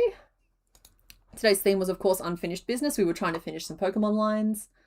And the 2 remaining were Whismur, you saw Loudred on the screen earlier. I also pulled out Exploud, who is, again, one of our older Pokemon. What's wrong? You said you wanted another set of hands. I bring mine. Oh, thank you, honey. So yeah, we had Exploud out here ready to welcome in the Whismur, but the Whismur was not selected. He's old enough that he's actually gotten a little bit floppy and loose. And then we also had, I saw it guessed, Combuskin, and I had Torchic and Blaziken ready to show off here as well and welcome their family member back. But you guys didn't pick them, so I didn't have to show them. That's just how that works. So they were the 4 options for today. So thank you to everybody who came to stream today. I'm sorry it's a little bit shorter than usual, but yeah, go make a dragon. Make me happy. Leave me a comment under that other video. I'd appreciate it. I worked for 3 weeks on that dragon. And so I'm telling you to go watch it. But yeah, anyhow, that's it for this week. So I'm going to fumble around a little bit to find the button, but I hope you all have a good time zone. And I hope you got some WIPs done. I do. Yeah. I could do an Oops All Sewing stream next week. Do not tempt me. Yeah, you could have had a Whismur. It was right there the whole time. All right, anyway, I'm going to stop getting distracted by chat. Farewell, everybody. I will see you all next time. Yeah, see, I told you it moved. How do I move it back? There we go. Perfect. Alrighty, and we'll put some music on. Cool. Okay, I'm going for real now. Bye!